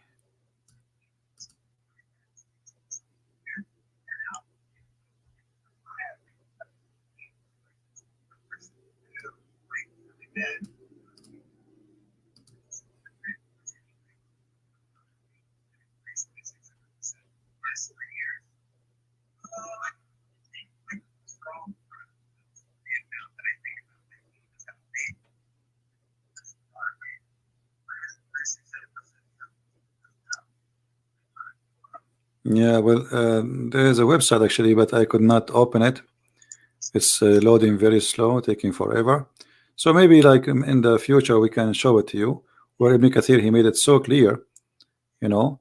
But anyway, already we showed you what Jalalain is saying, what Ibn Abbas is saying, and those are all Islamic scholars. And we can go to Al-Tabari, we can go to Al-Qurtubi, we can go to anyone you want. All of them, they are saying the same. So now what is the solution, my friend? What do you think?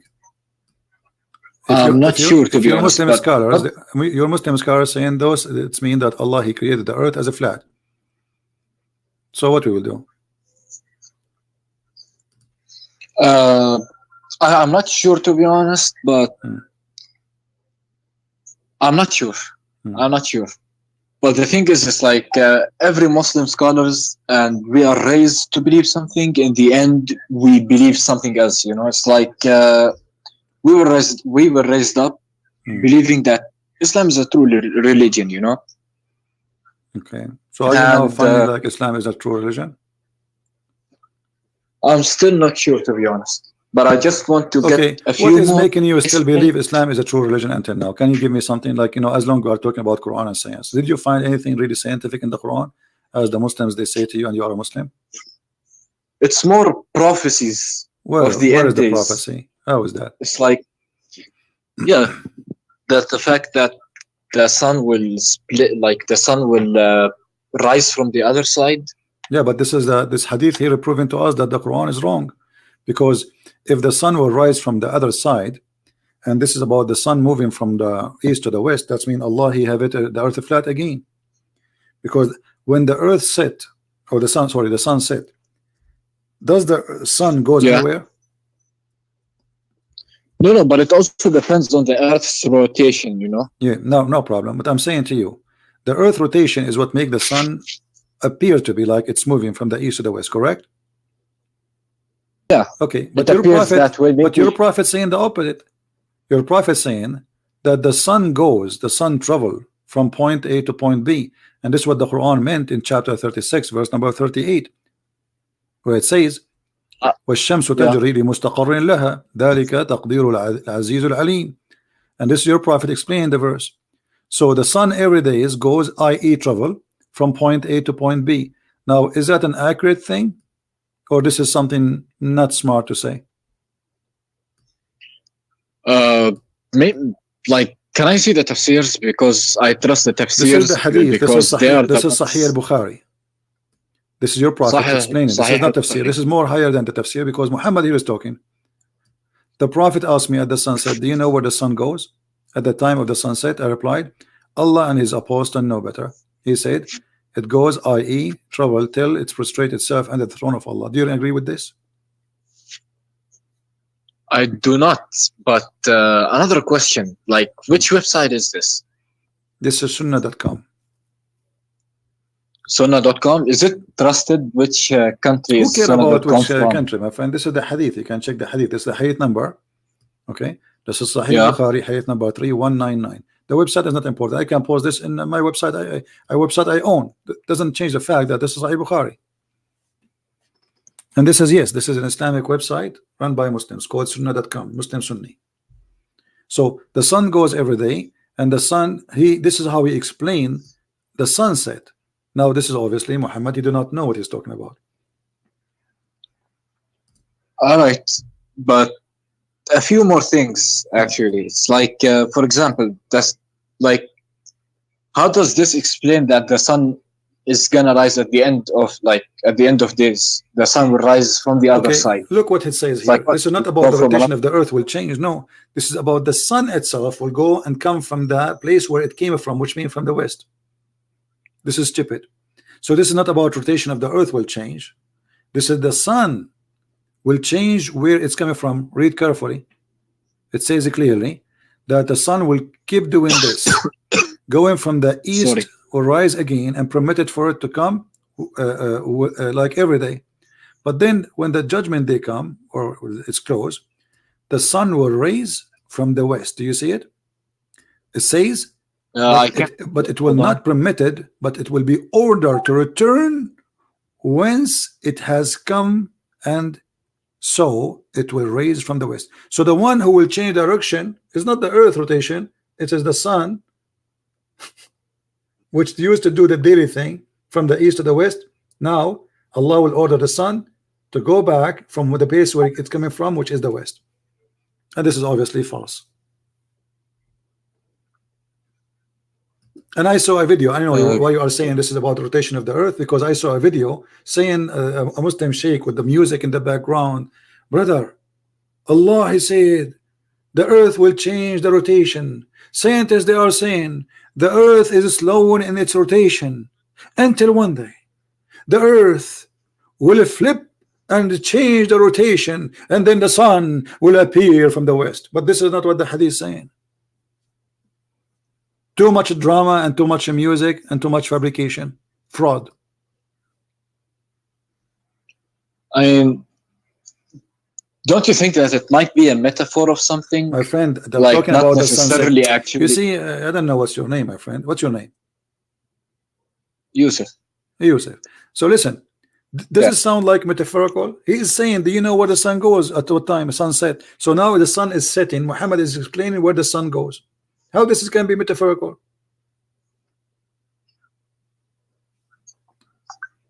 I don't know. Maybe it's like where does the sun set? Maybe at the end of times, you know, the judgment day. They are talking in that day, my friend. The guy was riding his donkey with his friends, and then he says the sun is setting. He said, "Do you know where the sun set?" This is not like they are sitting and they are talking about something. They are seeing the sunset. The sun is setting now. So, do you know where the sun set? This is your prophet question. He asked me at the sunset, do you know where the sun goes? I mean, he even make it more clear. Goes. Where the sun goes. He did not even say where the sun set. He said where the sun goes. أين تذهب الشمس? Can I see it in Arabic? Yeah, sure. Here we go. Like just for a slight moment. I just want to read it. Here we go. Do you see it? أين تذهب? Wait, it's still loading. No problem.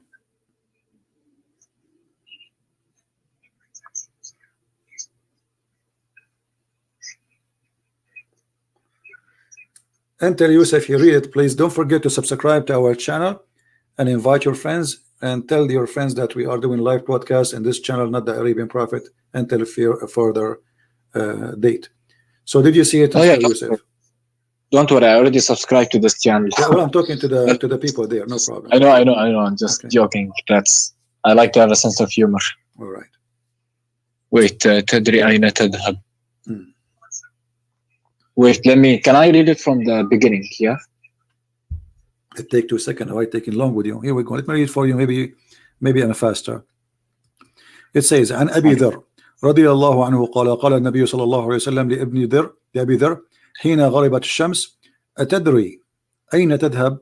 قلت الله ورسوله أعلم. قال فإنها تذهب حتى تسجد تحت العرش فتستأذن فيؤذن لها ويوشك أن تسجد لها فلا يقبل منها وتستأذن فلا يؤذن لها ويقال لها ارجعي من حيث جئت فتطلع من مغربها فذلك قوله تعالى والشمس تجري إلى لمستقر لها ذلك تقدير العزيز العليم. So the sun is the one is running, the sun is going, and this is what the Quran, even he support what he say from the Quran. So he's explaining the verse in the Quran that the sun run in a course. This is the course of the sun. It's everyday course. And the Muslim, they make a a miracle about this, scientific miracle about this, where it says the sun run into its course. They claim that this is about that the sun will die one day, but as you see, this is about every day the sun set. They lie as usual.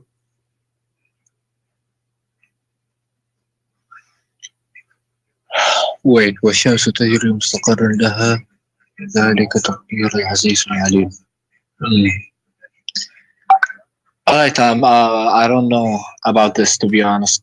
Like, can you show me a Quranic verses that agree with this? You know, because the hadith that does not agree with the Quran. I don't know. My friend, what did you eat today? So what the verses I just showed you already about the earth is a flat. Didn't I show you already many verses? You know, it's kind of hard, the fact that, you know, you've been raised in one thing and led to believe one thing, and then it turns out that everything you believed is wrong. You know, so I just want to like make sure that my whole belief is 100%. Yeah, if people they fool me and they lie to me, I'm not going to be a fool and stay a fool. I mean, okay, I was born in this community. This is what they told me. He's a prophet, etc. But it's obvious this is false. Everything we see in front of us. Well, okay, let me ask you, which one Allah He created first? I showed you. It says that Allah He made the earth before the heaven, correct? This is Tafsir chapter 79, verse number 30. Does it say here Allah He created? Wait 1 second. I gotta refresh the page. Yeah, so it would light up. He made flat earth, for it had been created before the heaven. So according to Islam, the earth is created before the heaven. Do you agree with that? Wait, what does it say? It's a lot of words. Yeah. Yeah. I can't. Yeah. No problem. It says that the earth created the flat, and the earth was created before the heaven. Do you agree with that? I mean, yeah. If it says that, then I agree with it. That the earth was created before the heaven. Isn't it the earth is inside the space? So how the earth is created, but there's no space for it? No. God can do anything. So basically, when he decides something, he can do it. You know, it was in his mouth. What? Where was the earth? You see, when I build a house, I have to build the house. The house is a physical dimension, correct?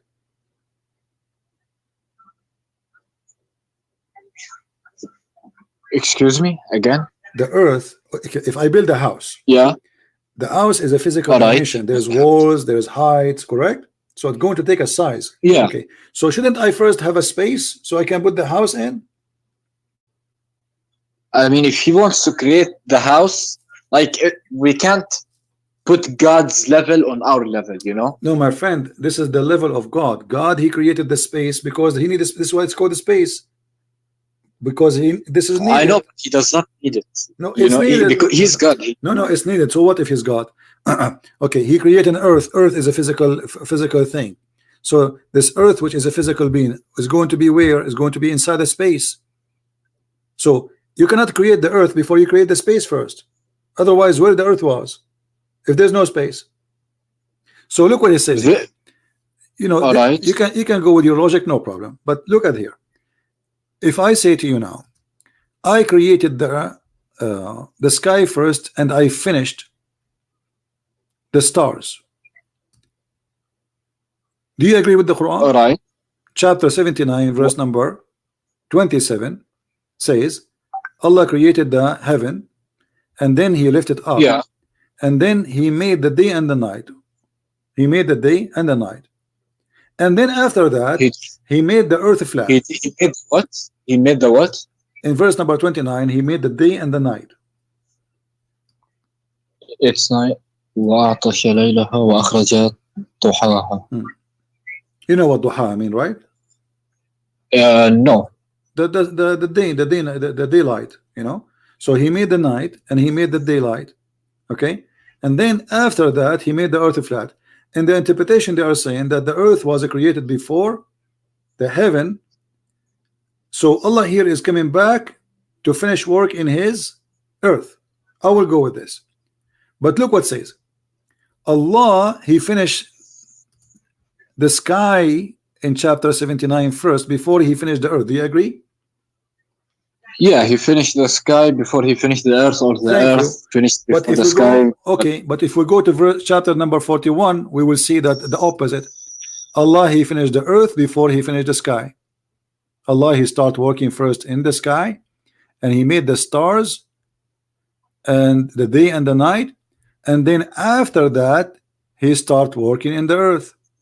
If you read Can with I me, see the tafsirs of them? okay, Like, sorry, it's, yeah. chapter 41 actually is saying the opposite from that one. I mean, here it says that Allah in chapter 41, he created the earth and the mountains and everything in the earth and the grass and the trees, and then he went to the sky, and he in the sky was smoke.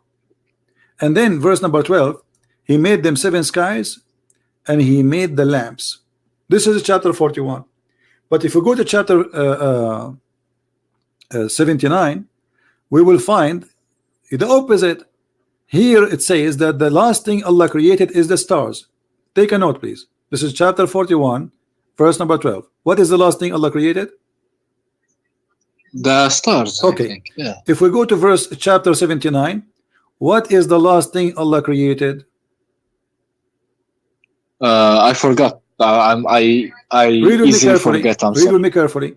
Allah, he built the sky here, verse number 27.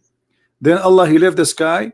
Then Allah, he made the lamps. He made day and night, verse number 29. It's not appearing yet. No problem. Just it's give going me to take time. You will see it. And then Allah, he went to the earth and he made it flat. And then after that, he made the water and the grass and the trees. And after that, he put mountains. And after that, he made all things for you as cattle, as animals. So the last thing it was the animals. And the stars was all the way in the beginning. After he made the sky, he left the sky, he made day and night. But in chapter 79, it says the opposite. Allah, he created first the earth in 2 days. All right, can I tell you something about it? Like, from what I saw online, is that at the beginning the sky was just like a smoke, it's just void. And then he created the stars. My friend, this is not the problem. He created that after. No problem, no problem. But which one Allah he created first? The stars or the grass and the tree and the water? That will make it simple for you. If you read with me carefully, think with me please. Here in chapter 41, he created the earth in 2 days. And then he made mountains standing firm, and he made all the substance of the earth, which mean the grass and trees. And then, and you speak Arabic, and the Arabic is so clear, not that like translate. It says thumma mean after, correct? Yeah, thumma. Okay, so thumma stawa. Yeah. So after that, he went to the sky, and the sky was totally a smoke, which means there was nothing, correct? Yeah, but I just saw something online. I was searching while you were talking. No problem. Let us say the sky was exist as a smoke, but this is not the problem. The problem is Allah, he says that after the sky was a smoke, this was after he finished the whole earth, and then he went to the sky. No, it's like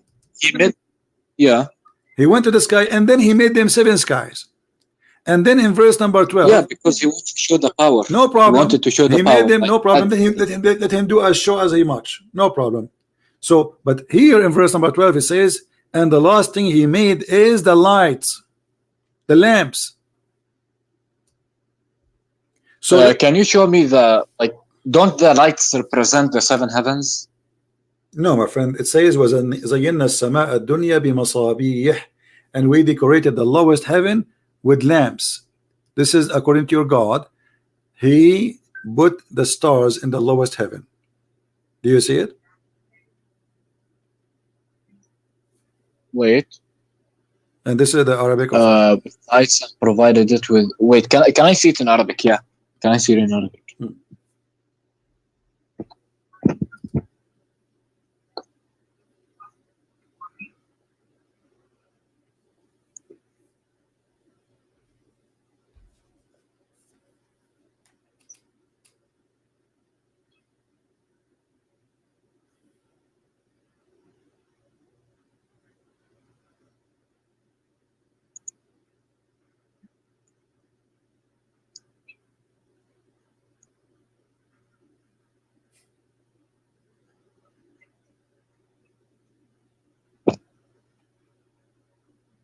I have a question, CP. All right. We have to know the Prophet before we know Quran, you know? My friend, don't change topic. Does it say here Allah, he created the sky and the last thing he finished is the stars? Does it say that or not? Wait, فقضاهن سبع سماوات في يومين وأوحى في كل سماء مصابيح وحفظ ذلك تقدير العزيز العليم. Yeah, I mean, he created the 7 heavens in 2 days. Yeah, but this is the last stage. This is the last stage. This is not my point. My point, my friend, focus with me, please. The last thing Allah in this chapter 41. Do you have a pen and paper? Write down. The last thing in chapter 41, verse number 12. Wait, I mean, you just gave me a good advice. I do need a notepad. Just give me a second. Tell me. The last thing Allah created, according to chapter 41, it is the lights, the lamps, the stars. Verse number 12. This is the last thing Allah he finished, and that's it. He finished all his creation. So he finished everything in the earth.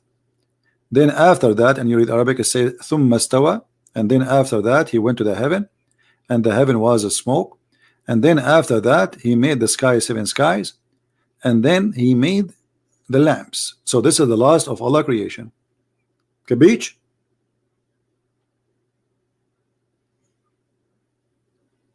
Yeah, I just wrote it. It's like the last thing Allah created was the lights representing the lamps, and the lamps. No problem. If we go now to chapter 79, chapter 79 is totally the opposite.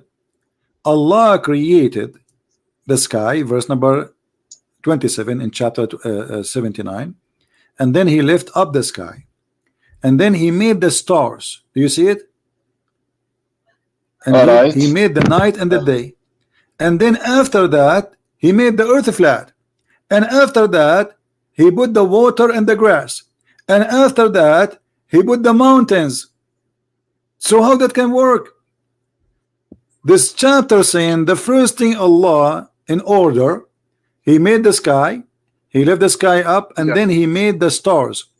So according to this chapter, the last thing Allah he did, he after he finished the mountains, he created the animals. Verse number 33. But in chapter 79, 41, the last thing after Allah, he finished all those things, the cattle, the water, the substance of the earth, everything in the earth. After that he went to the sky. The sky was not even yet created. He made in 7 skies, it was a smoke. And then after that, the last thing, he created the lamps. Can you show me the both references? Can you just like tell me what chapter and verse? Okay, I will do this. All right. I will try to put them side by side for you. Maybe that will help you. It will actually. It's okay. It's very helpful, to be honest. Yeah. No problem. Here we go. Let me zoom out.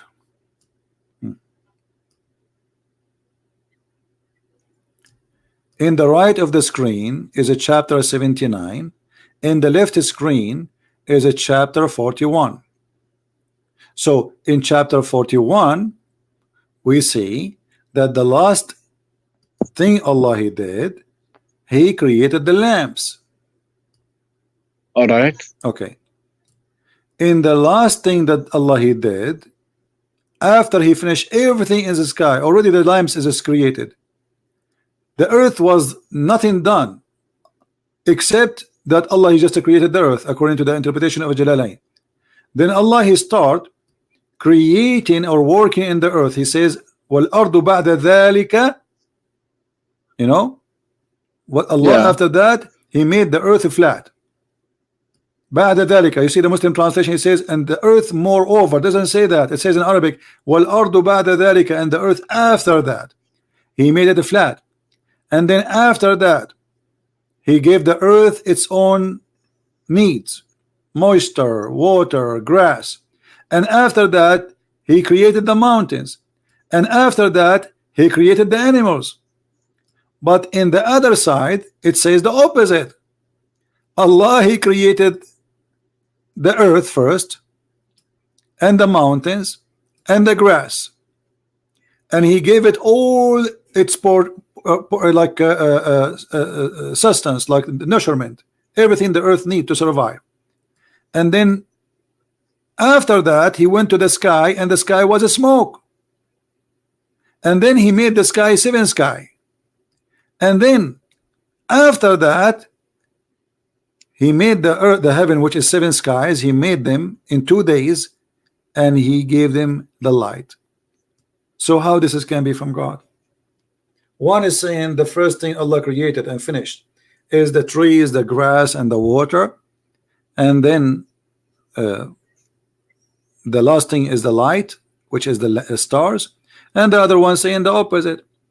The first is the stars, and the last thing is the grass and the trees and the cattle. So how this is going to be from God? شوي بس can you show me the verses before those? Maybe it's like there's context. No, the verses before them doesn't show anything, because the verse before them, here we go. This is the verse before them. I showed you from where it starts about the creation. I did not cut anything. Here we go. Here he's speaking about being righteousness. But suddenly he speak about, do you know that how Allah created the earth? So verses before them have nothing to do with them. Pay zakat, be righteous as the Muslims so do, like do jihad, kill the Christians, kill the Jews. So here suddenly he jumped to say, can you deny that Allah created the earth in 2 days? I mean, this is very funny even to say, do you deny? Because they did not see that happen. Nobody saw how this happened. So they deny or not? I mean, how did they witness it? No. So Allah created the earth in 2 days, and then he said the earth mountains. This is the second step. All what you need to do, Yusuf, you can write, you can read one by one alone, but step by step. Okay, what the first thing Allah he did in chapter 41? He created the earth in 2 days. What is next? He put the mountains. That's number 2. What is number 3? He bestowed his blessing on the earth by giving them the measure of all needs, like grass, trees, water. What is next? Then after that, not moreover, after that he went to the sky, and the sky was a smoke. If we change this stupid translation here, we will see the following.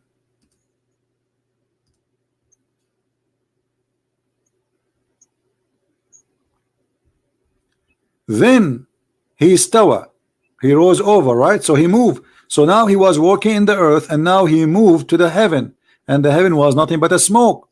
And he ordered the earth and the heaven to go and bow down to him, or let us say to pay respect. So now we have earth and now we have heaven, but the earth is totally finished. The heaven is not, it's just a smoke. Then he completed what?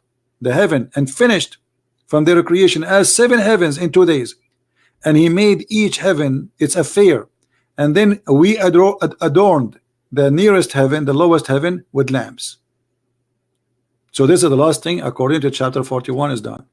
But look, the order here is totally the opposite. Allah first he created the sky, then he created the land. Exactly. Not only that, focus in one thing. Not only created the land, the trees and the substance and the light, when they are created. So here Allah he created the sky. أَأَنْتُمْ أَشَدُّ خَلْقًا أَمِ السَّمَاءُ بَنَاهَا. Are you more difficult or creating the heaven? He lifted up. He made day and night. This is the lamps. And then after that he made the earth flat, and after that he made the water. Does it say in Arabic here وَأَخْرَجَ مِنْهَا مَاءُهَا وَمَرْعَاهَا, or I'm lying? Does it say that? No, you're not. No. Okay, so this is the number, this is the step. After Allah he made the earth flat, he made the water and the grass, the trees. This is the mar'aha, anything have to do with the greenery.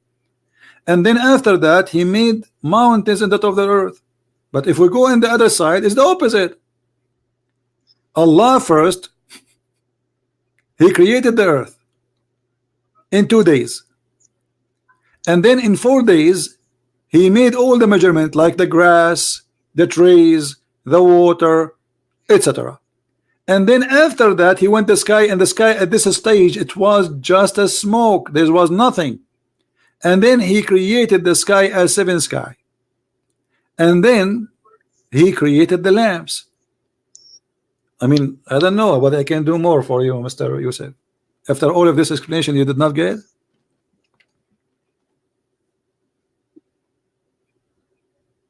Wait, just give me a second. Please.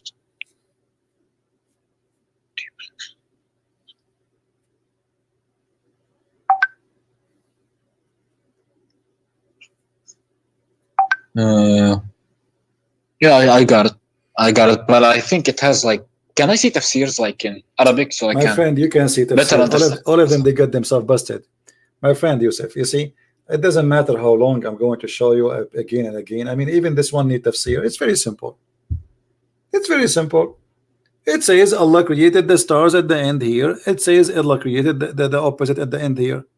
It's the opposite. You do not need.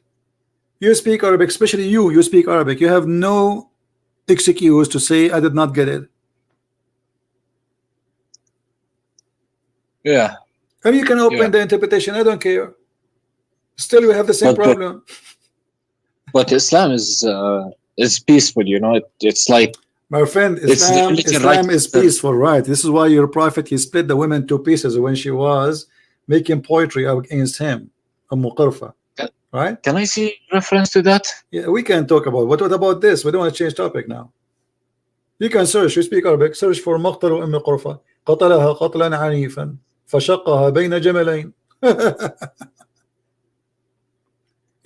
which one? Which surah is which شو اسمه؟ هذاك يا زلمة الحديث yeah, the hadith.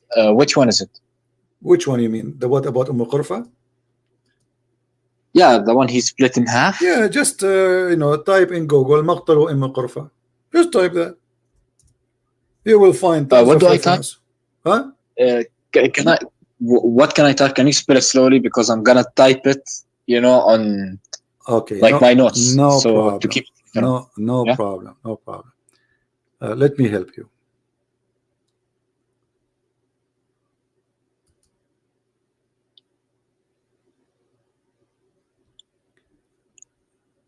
All right. Because there's many stories about it. All right.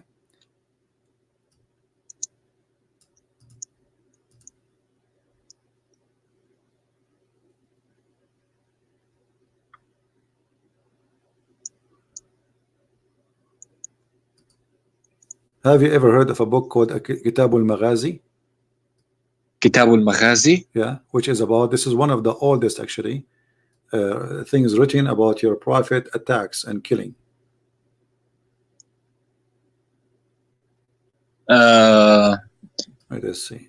Kitab al-Maghazi, which chapter? What's the lady's name? What? The lady's name, the one he killed. Qurfa. What? Just wait, let me give you this one. Hold on. All right, yeah. Let's see.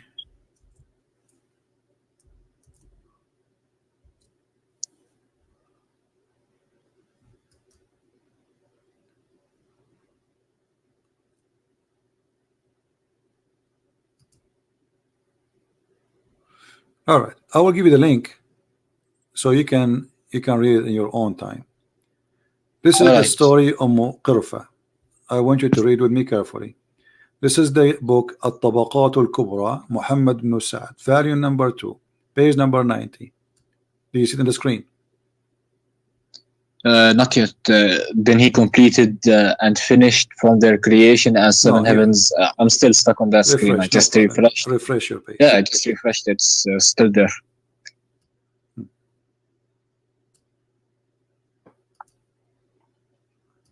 You see it now?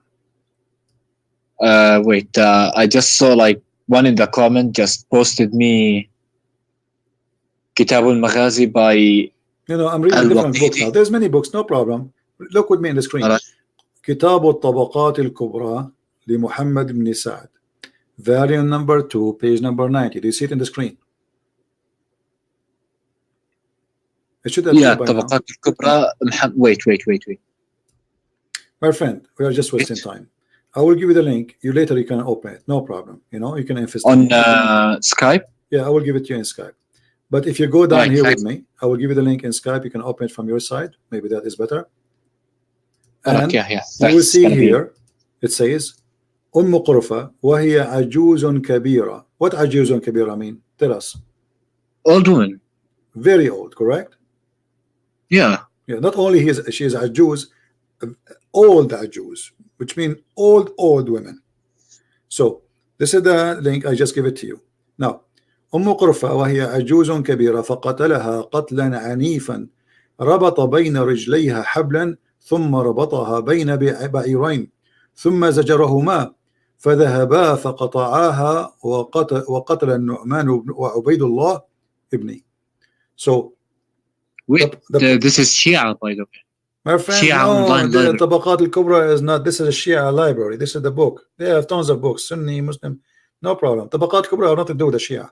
So this is a Sunni book, and this is your Islamic Sunni books, and there is many of them. This is one of them saying the story. And the library here is called the Library of the Shia. It's a library. They have all books. Now this is saying that he tied her legs between two camels, and he ordered the camels to run in two different directions. Or I'm lying? Wait,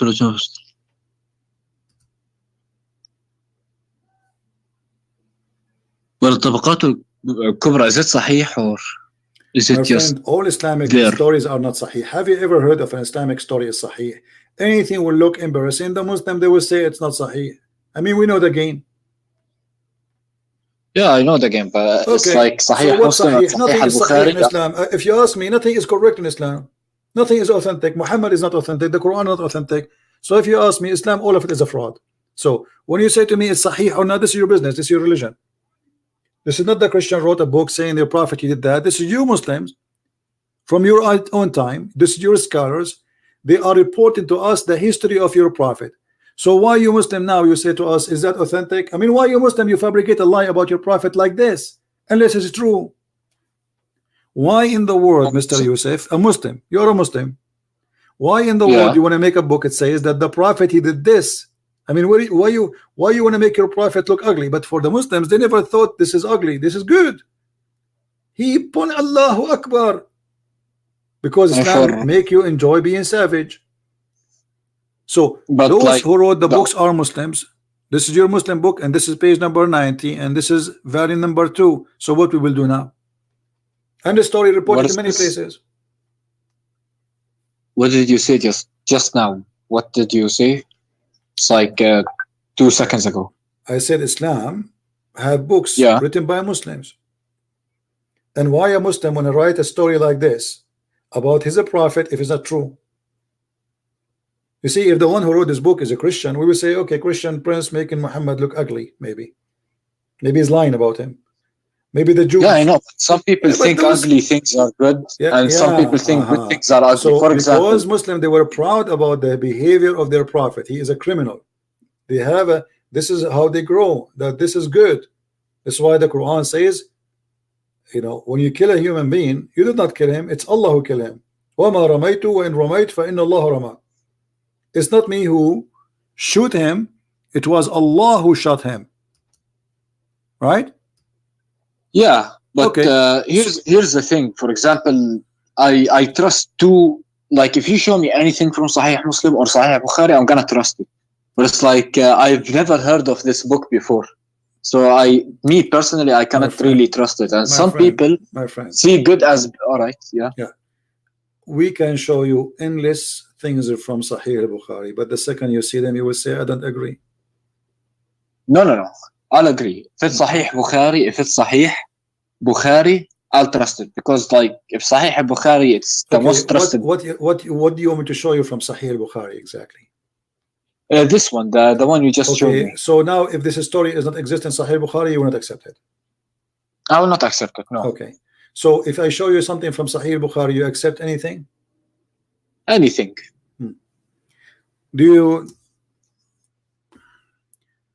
Have you ever prayed before the Imam? Behind the Imam, my friend? Oh yeah, I've heard this one. If you raise your head up, you're gonna turn your head into a horse or a pig. Donkey. Okay. Is that true, or this is a fabrication of your prophet? What? Oh, sorry, this is actually. Well, this is Sahih Bukhari. So now here we go. You have Sahih Bukhari. You can say I don't believe it. I know, but it's like, could it possibly be that at the يعني يوم القيامة, probably, or anything, but because it's like, this is about people praying. What the Yawm al-Qiyamah? Aren't you afraid? He was talking to people in his time. Aren't you afraid if you raise your head before the Imam, Allah will make your head a head of a donkey? Have you ever seen one person in Jordan? He left his head before the Imam. His head became a head of a donkey. Maybe in the afterlife his head will be a donkey. My friend, and why Allah will make his head the head of a donkey? Because the guy, he left his head. I mean, people they rape. Listen, people they rape. Allah don't make their head. Listen, people rape, people kill, people steal, and Allah did not make their head the head of a donkey. Just because you're a good guy praying to Allah, just because you left your head up before He finished, Allah will make your head. Isn't it obvious Muhammad is making fun of you? Well, it's not because of that. For example, I can show you from the Bible and from the Quran why it's considered obedience to do that. For example, it's obedient. My friend, can't the Prophet says don't do this without adding fictions and lies, because this is a lie. Either he mean it or it is a lie. So if you're trying to scare us, like in the old days in the Middle East, they used to scare the kids so they will not go away. Don't go away because the beast will take you. So every child, he think there is really a beast. If you go out of his street, the beast will eat him. So Muhammad, either he mean what he is saying or he is a liar. Choose one. Which one? He means what he's saying in Judgment Day, but not necessarily in the lifetime, because it's physically impossible for you. If you lift your head up, you're gonna be a donkey. What are we in Shrek? Yeah, come on, but it's like it's obvious that. So now in the Judgment Day, Allah will make your head of a donkey. So we will find people their head like a donkey from the Muslims. I mean, the Prophet said anything. Like everything he said has a reason for it, and that's what I'm led to believe. Like the reason for him saying that, maybe it's a metaphor. Maybe it's a metaphor. For example, that he'll become more stupid. You don't know what happens. Maybe he means like to scare people. Right. Maybe you're not. Have you ever watched a cartoon? Of course I did. Have you ever seen the part of the Caribbean where is the fountain? It's called the Fountain of Youth. Yeah. Okay, this is in the Sahih Bukhari. Here we go. It's in front of you. Your prophet claimed that there's a prophet. His name Al Khudr. Wait, which movie was that? Al Khudr.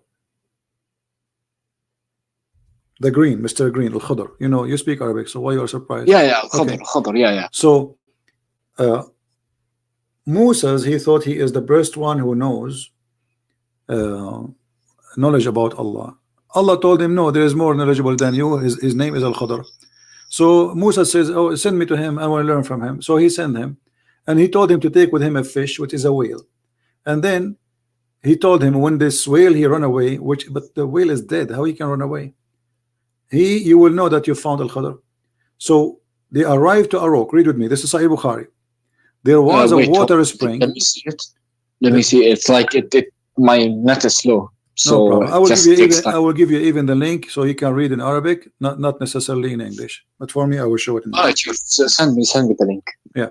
So he arrived to a rock. There was a water spring called the water of life, or Ma'ul Hayat, and none comes in touch with its water but become alive.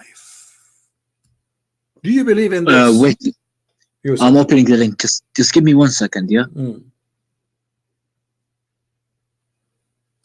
All right. حدثني okay عن hold on. قال قلت لابن عباس إن نوفل.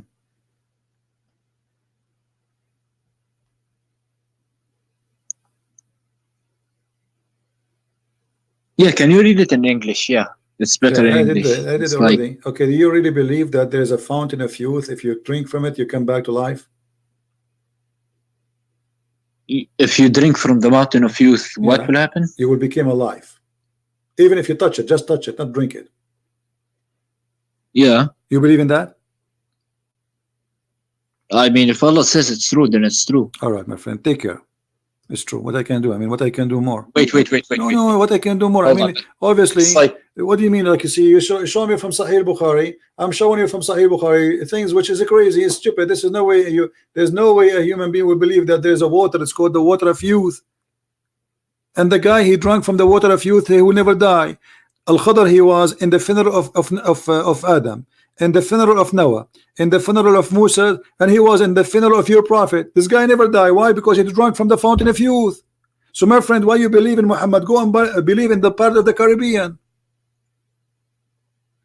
In the movie, the part of the Caribbean, they are fighting over the fountain of youth. This is the movie about. Muhammad, he have it 1400 years ago. And you are saying to me, if Allah says so. So if this is what you believe, I mean, there's nothing I can do to you. What I can do more? Don't tell me wait. You're wasting your time. I'm wasting your time. There's nothing we can do. This is mad, my friend. I mean, come on. You know, it's like, I want to understand more. You know, it's like the hadiths are probably like more of, like, how do I tell you? My friend, listen. Aren't you the one who says to me, show me from Sahih Bukhari? Did you say that or not? I did, yeah. Okay. Isn't this a Sahih Bukhari in front of your eyes? It is. This is Sahih al-Bukhari. And I gave you the link. So if this is what your prophet is teaching, either it's true or it's a lie. The whale touched the water of the fountain of life. The whale come back to life. The whale, he run in the ocean. And then they walk in the ocean. Read the story. They walk in the ocean. Even this is in the Quran. The whale, when he swim in the ocean, whatever he touched in the water, that place we became like a rock. So Moses and his servant, they walk on the water which became a rock. I mean, read the story. So if you believe in this and you say to me, okay, there's nothing wrong with it, then there's nothing more I can say to you. What I can do? It's not that. It's like when I was younger, I was taught about this, and the water is al-ilm. You know, it's my friend. Science. It says in the front of you, it's a fish. It's a physical fish. What water is? Here we go. He says water mean knowledge now. It's a fish, real fish. It's a whale. Even in Arabic, it says whale. You know what? You know hoot, right? You know what hoot? Yeah. Okay. Hoot. Yeah. It says وَمَعَهُمَا الْحُوت. Not fish. It's not even a fish. It is a whale. And they are giving you the names. And حتى انتهيا إلى الصخرة فنزل عندها فقال فوضع موسى رأسه فنام فقال سفيان وفي حديث غيره etc. blah blah blah blah blah وفي أصل الصخرة etc. And then they wake up blah blah blah blah blah blah blah. And then okay, they ask him, what is the whale? He says, oh, I don't find it, it's gone. Why the whale is gone? Because the water touch the whale and the whale come back to life. And then they went back to look for the whale, and they follow the trace of the whale in the water, in the ocean, and they walk in the ocean because the ocean where the whale swim became like a tunnel, like a highway. So they walk there and they keep walking until they found in the middle of the sea a guy. Read with me carefully.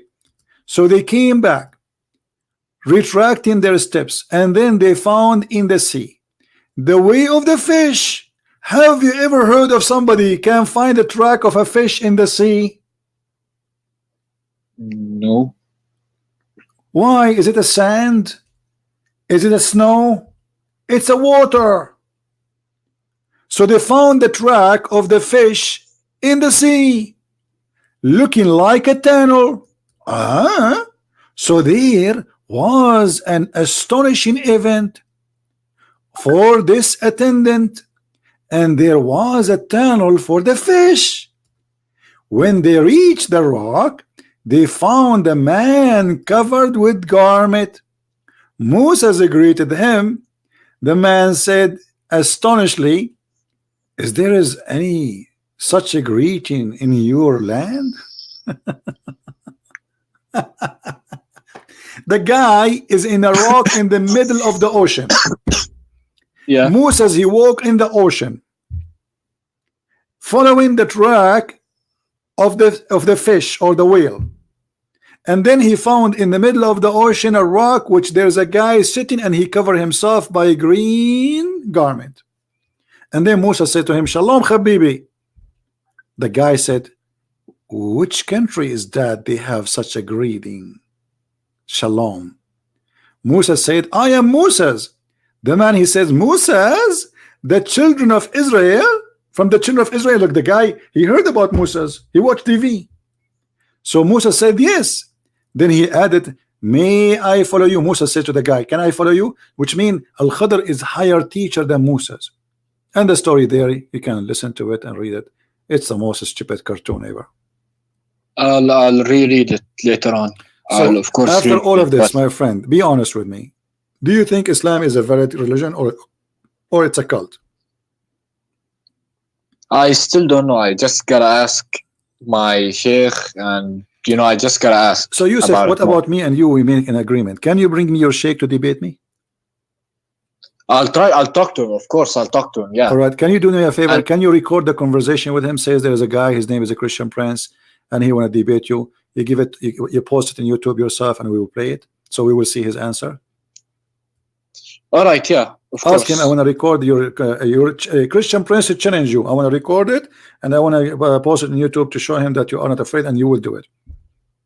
I'll send it to you on Skype if you're still available. No, I don't accept files in Skype. You have to post it in YouTube, and you can make a private YouTube, no problem, or let us say enlisted, so I can take it from there. But I don't take files in my Skype.